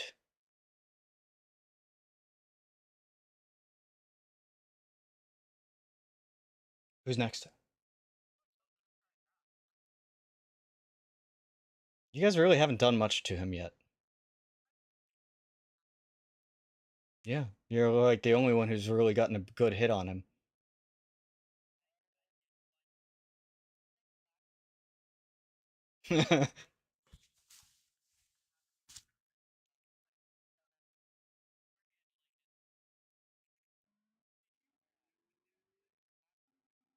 Mm-mm.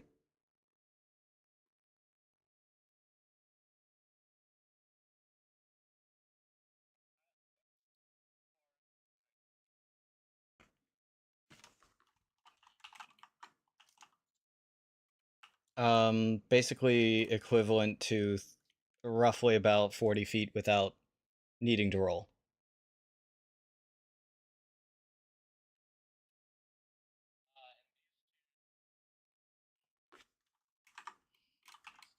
Dead.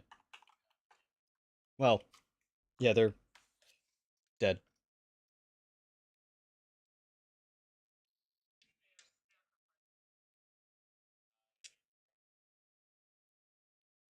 Huh?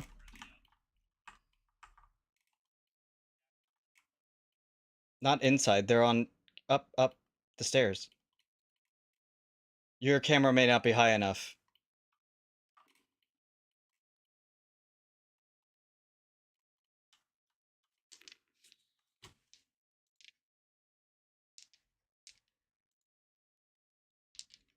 Why do you have the power to see all that? Odaiden, sending me screenshots that are showing him seeing shit he shouldn't see. Hold on. Did that fix it? No peeky.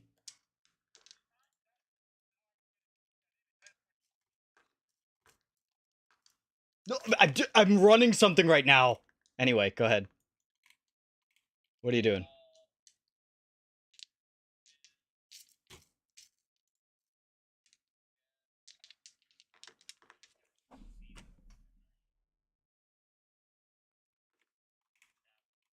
No.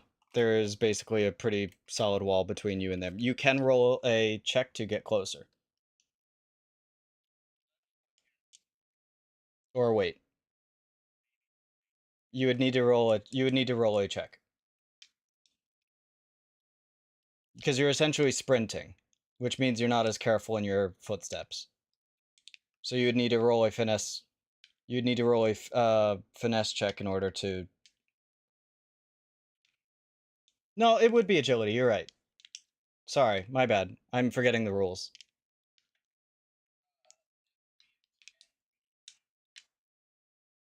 Okay. You are able to move there. You kind of, on the last step, you kind of, like, trip up a little bit, but it doesn't really, like, you keep your balance. Please roll me a finesse check now.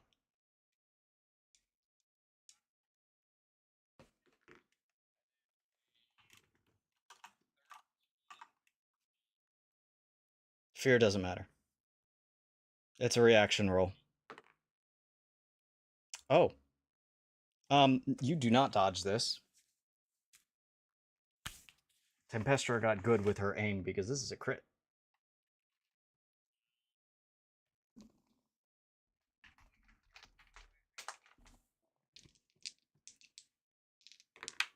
So we're gonna start with the maximum damage. Yeah, this is a crit. I crit.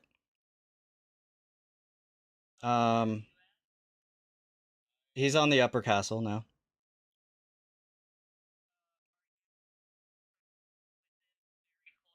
No. He's in close range. You are going to take 33 damage. As a bolt of lightning cracks from the sky and, like, hits you directly.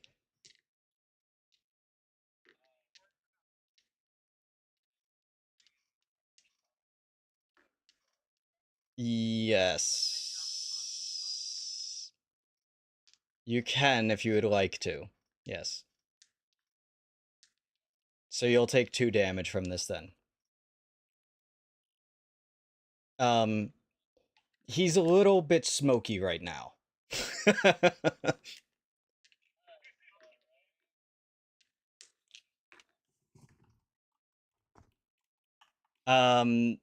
It would be another action.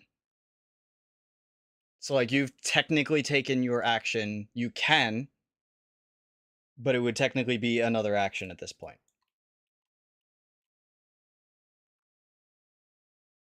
Yeah, you can. Yeah.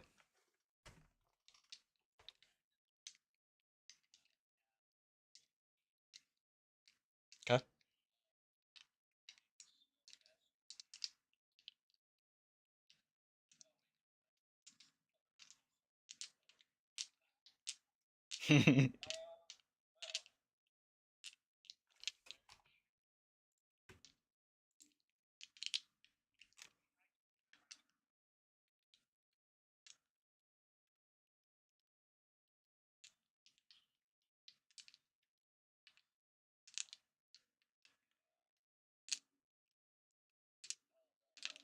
So you're not taking... Are you? Okay. Okay. Captain Vale. Okay. Roll to attack.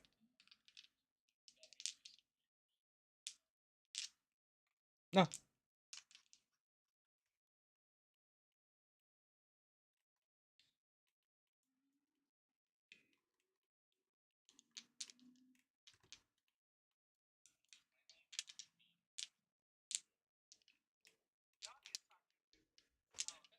You will hit.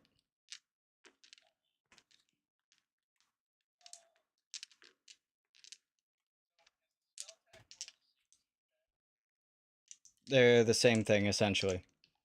The difference is that one does magic damage and one does physical damage.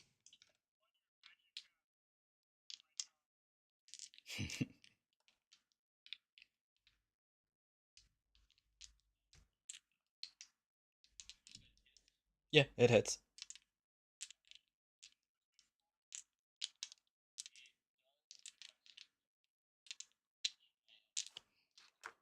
Okay.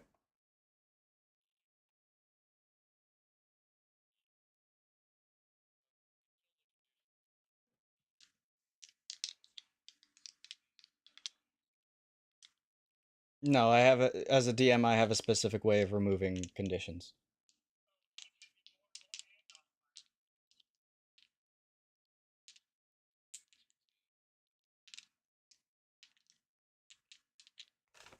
Okay.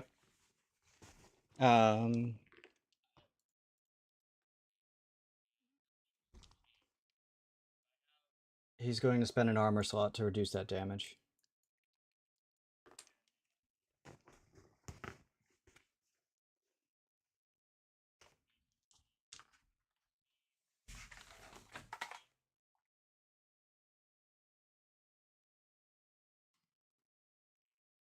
Yes. Because that's what happened here. You succeeded the roll with fear.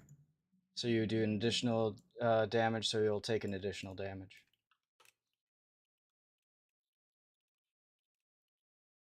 Okay.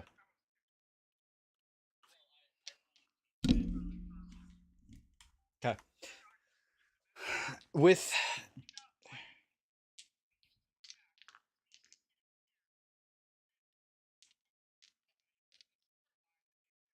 speaking of lightning bolts, I need you to roll a finesse check. Yes, you. You did another action, so yeah. You got another lightning bolt headed your way. You say lightning never struck twice. I guess we're gonna find out.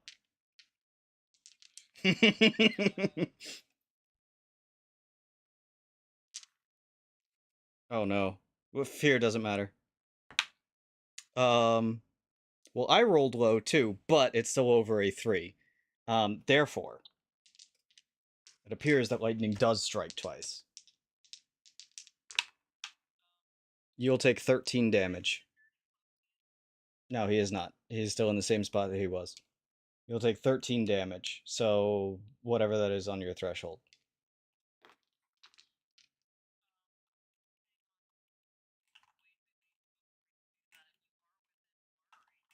Yes.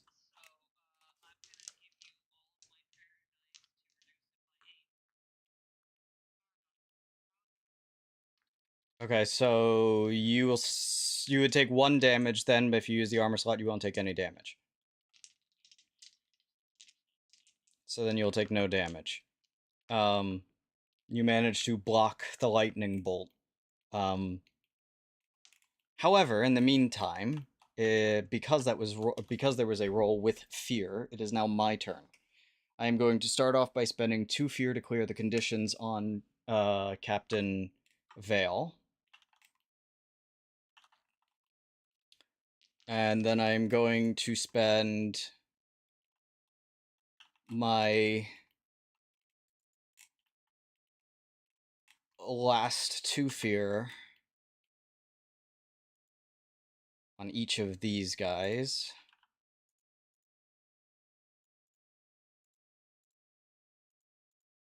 Sammy, as you are going through your rampage, you hear a sound from behind you, bones cracking, as one basically straightens its head back in alignment with its spine and stands up again.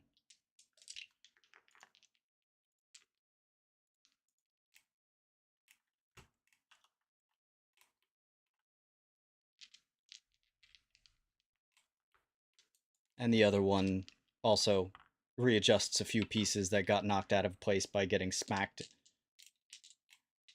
and also stands up. They still look like hell. Like, it looks like there is still a gaping wound on each of them, but they are alive again. And that will be the end of my phase.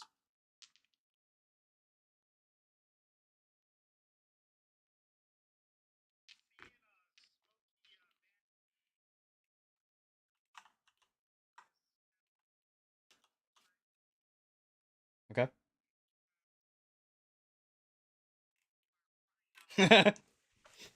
Die!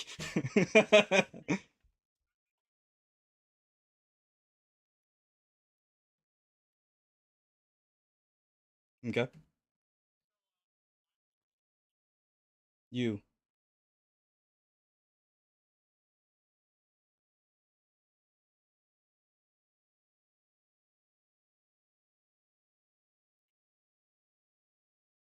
I don't hear it.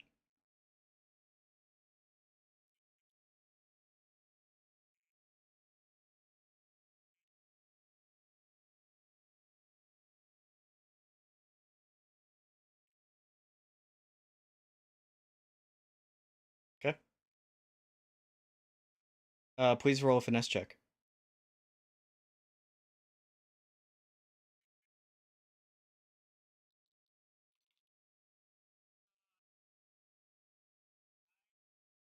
Fear doesn't matter.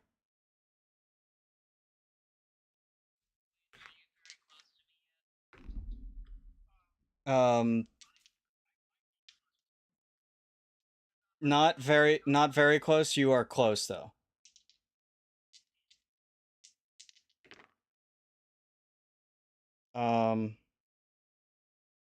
You are gonna take 17 damage as a bolt of lightning strikes you.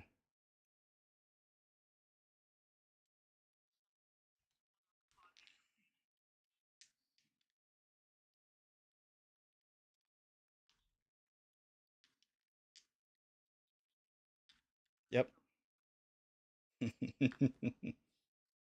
All right, who's next?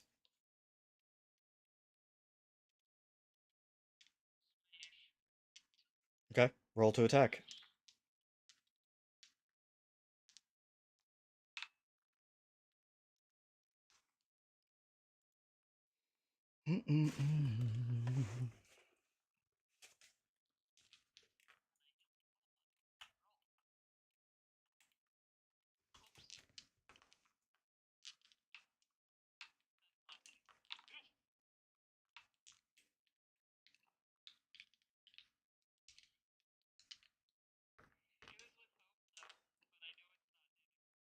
Okay. Captain Vale blocks your attack once again.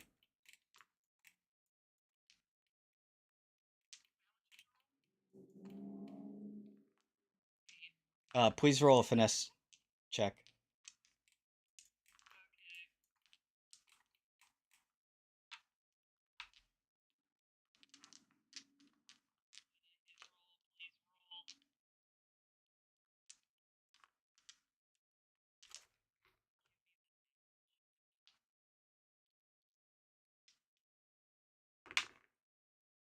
You need to beat it 12.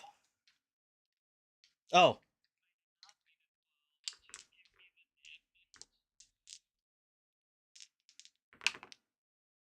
You will take 15 damage.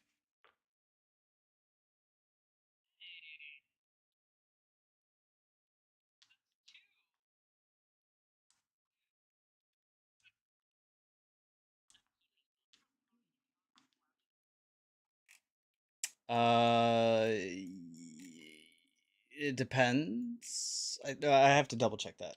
Hold on. Is drinking a potion.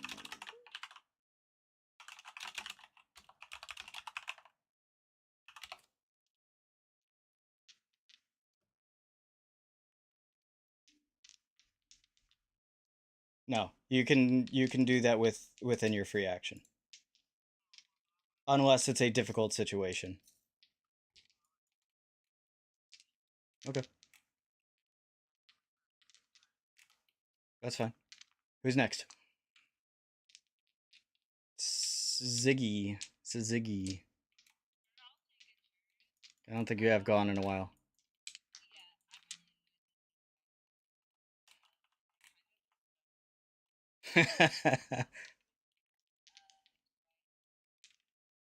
Just be like, nope. Roughly 40 feet. You can get up there, no problem. Like, it's not that far. Yep. Sure can. Okay. Roll to attack.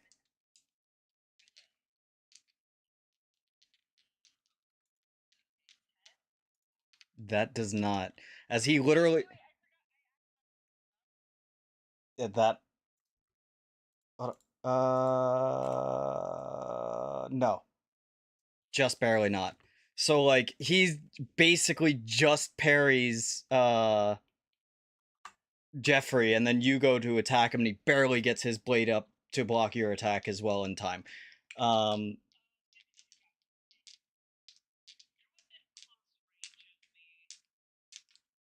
Yes. Hey, okay.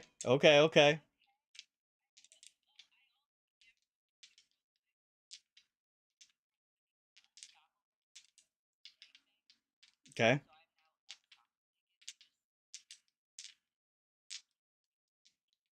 Gotcha.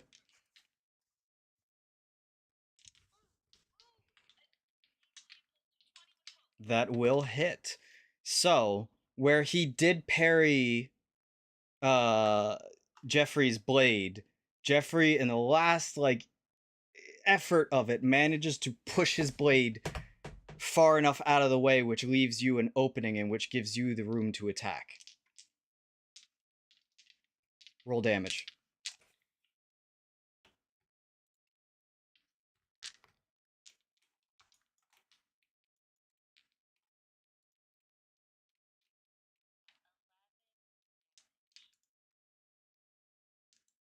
Okay.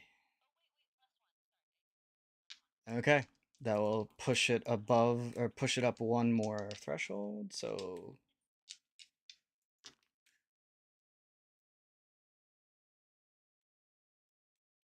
Alright. And that was with hope, right? Yeah. Who's next?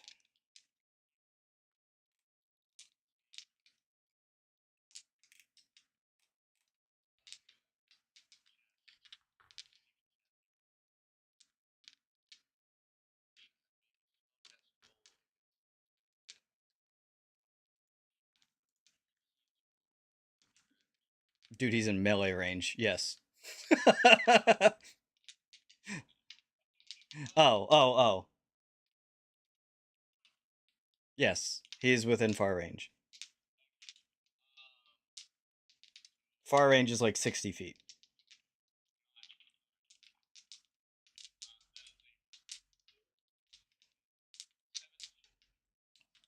Okay, and what's it do?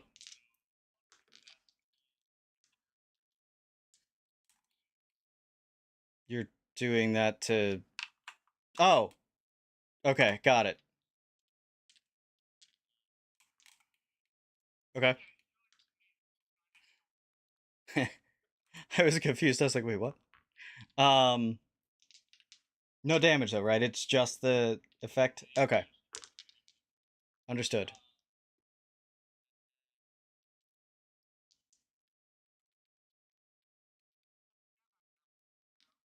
I didn't have you roll a check, did I? Oh well. Yeah, give me a finesse check quick. Reaction.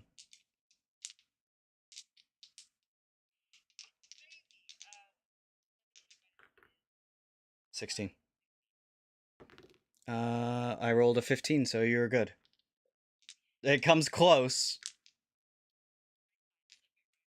Yeah. Yes. If that is the end of your turn, yes.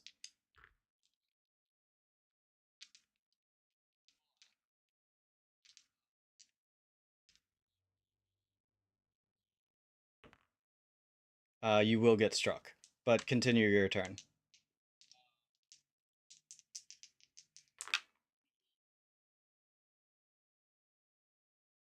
Okay. Wait, hold on. Wait. Those are two different actions. So you did the ability to use the one ability to use the binding on Veil, and now you're healing. That's two separate actions. So you can do it. It's just it's gonna cost you two. Like it's gonna be two actions.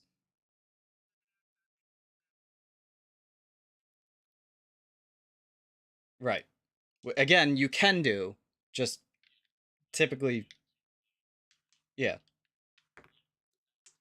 Okay. So 10 damage to start. Now you need to roll another finesse check. If you survived. If you survived. I don't know how much health you have.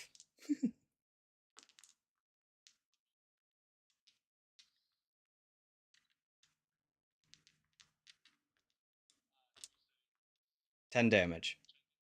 Yep. If you survive that, then the heal goes through to Sparkle Muffin.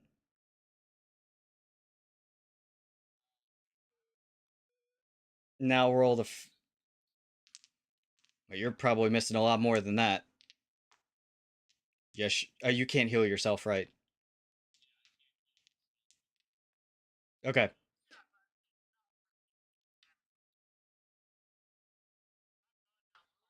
I'll give you the chance to recant you taking your second turn.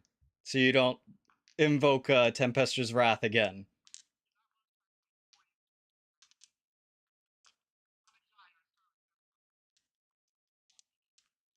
Okay. I'll give you that opportunity. Alright, who's next?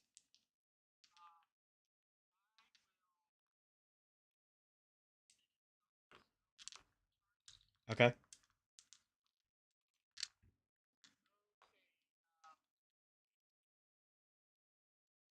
Okay.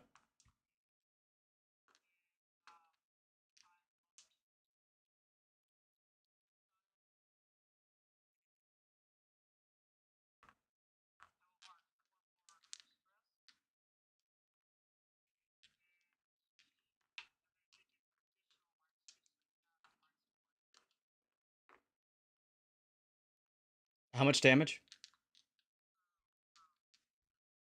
Yes.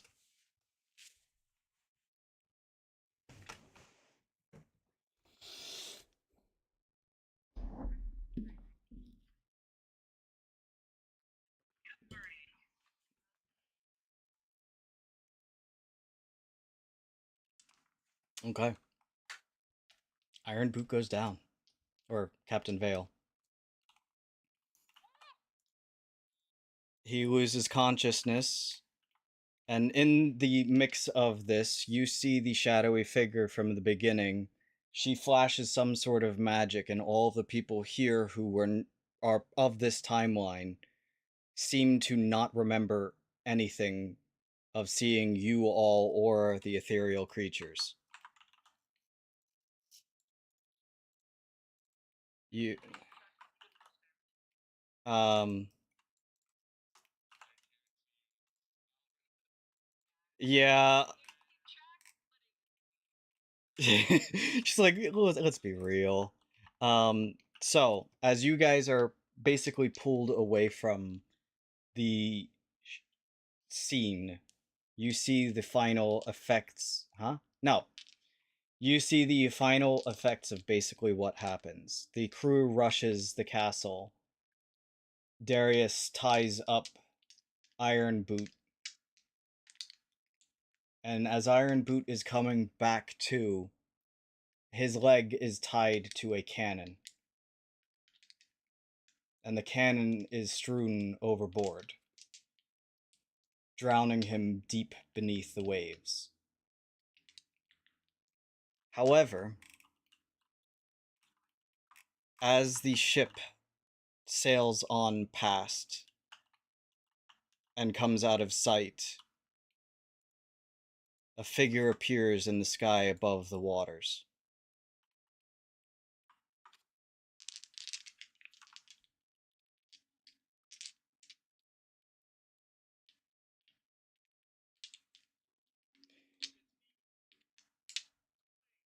Years later, a man walks into a bar. He's knocked out instantly.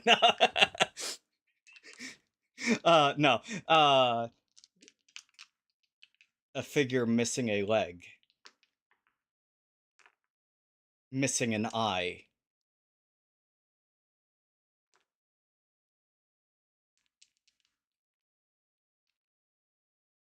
I need 3 things from you, he tells the tavern keeper. I need a ship.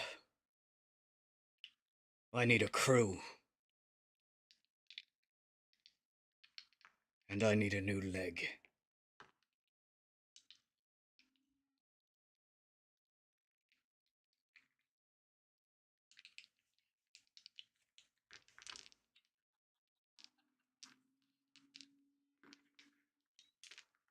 And that is the end of our one-shot.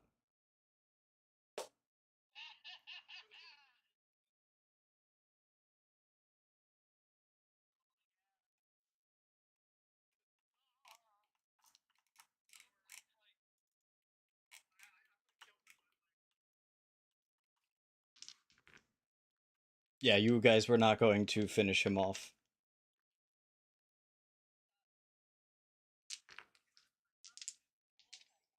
Well, you would have also been breaking the. You guys were also going to be. You would have been breaking the timeline, so it would have caused a fracture, which would not affect the main timeline. It would have caused a splinter. There was defenses in place, don't worry. But Ironboot would go on. There was a particular goblin that would take on the task of developing a new prosthetic, who had just recently become the Iron Merchant.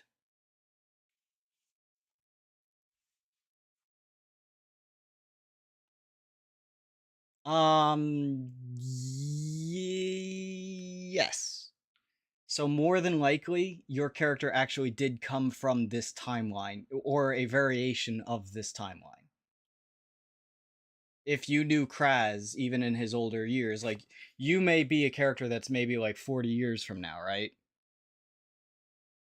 That may have been your timeline, is 40 years from this present time. Because this was roughly like 30 years after the events of the fall of Argreus.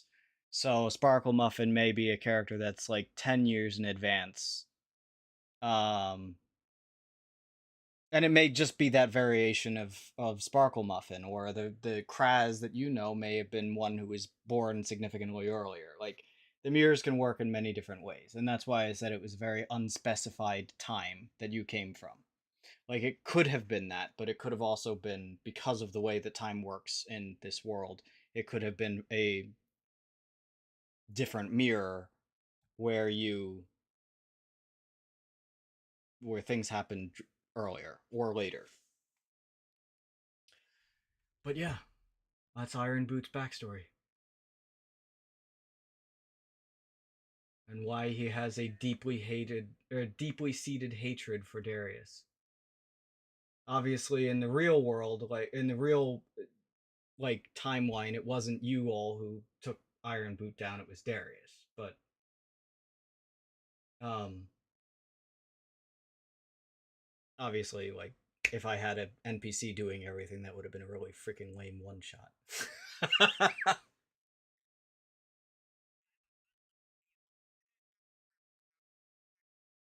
I will stab you repeatedly.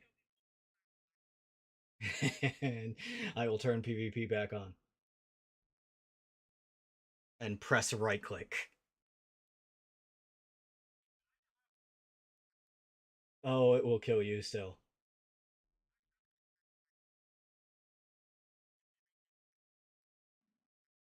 Um, but yeah, that's that. So you all are welcome to use these characters in other cases and stuff like that. It won't cause any like timeline issues. That's why I did set it up this specific way. But that's up to you in the event that like we run other one shots, or even in future campaigns and stuff like that. But well, Scritches isn't necessarily dead. I said that.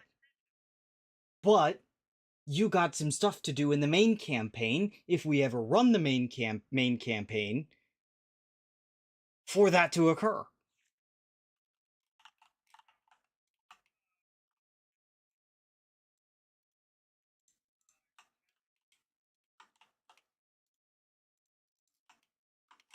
Yeah, it was the 1 week you I gotta it was the 1 week that you needed to take off.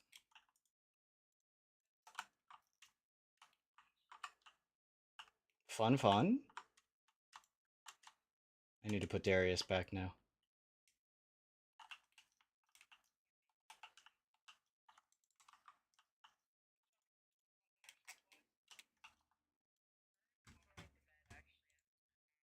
I'm gonna end the stream. Goodbye, everyone who is watching. Thank you. Goodbye.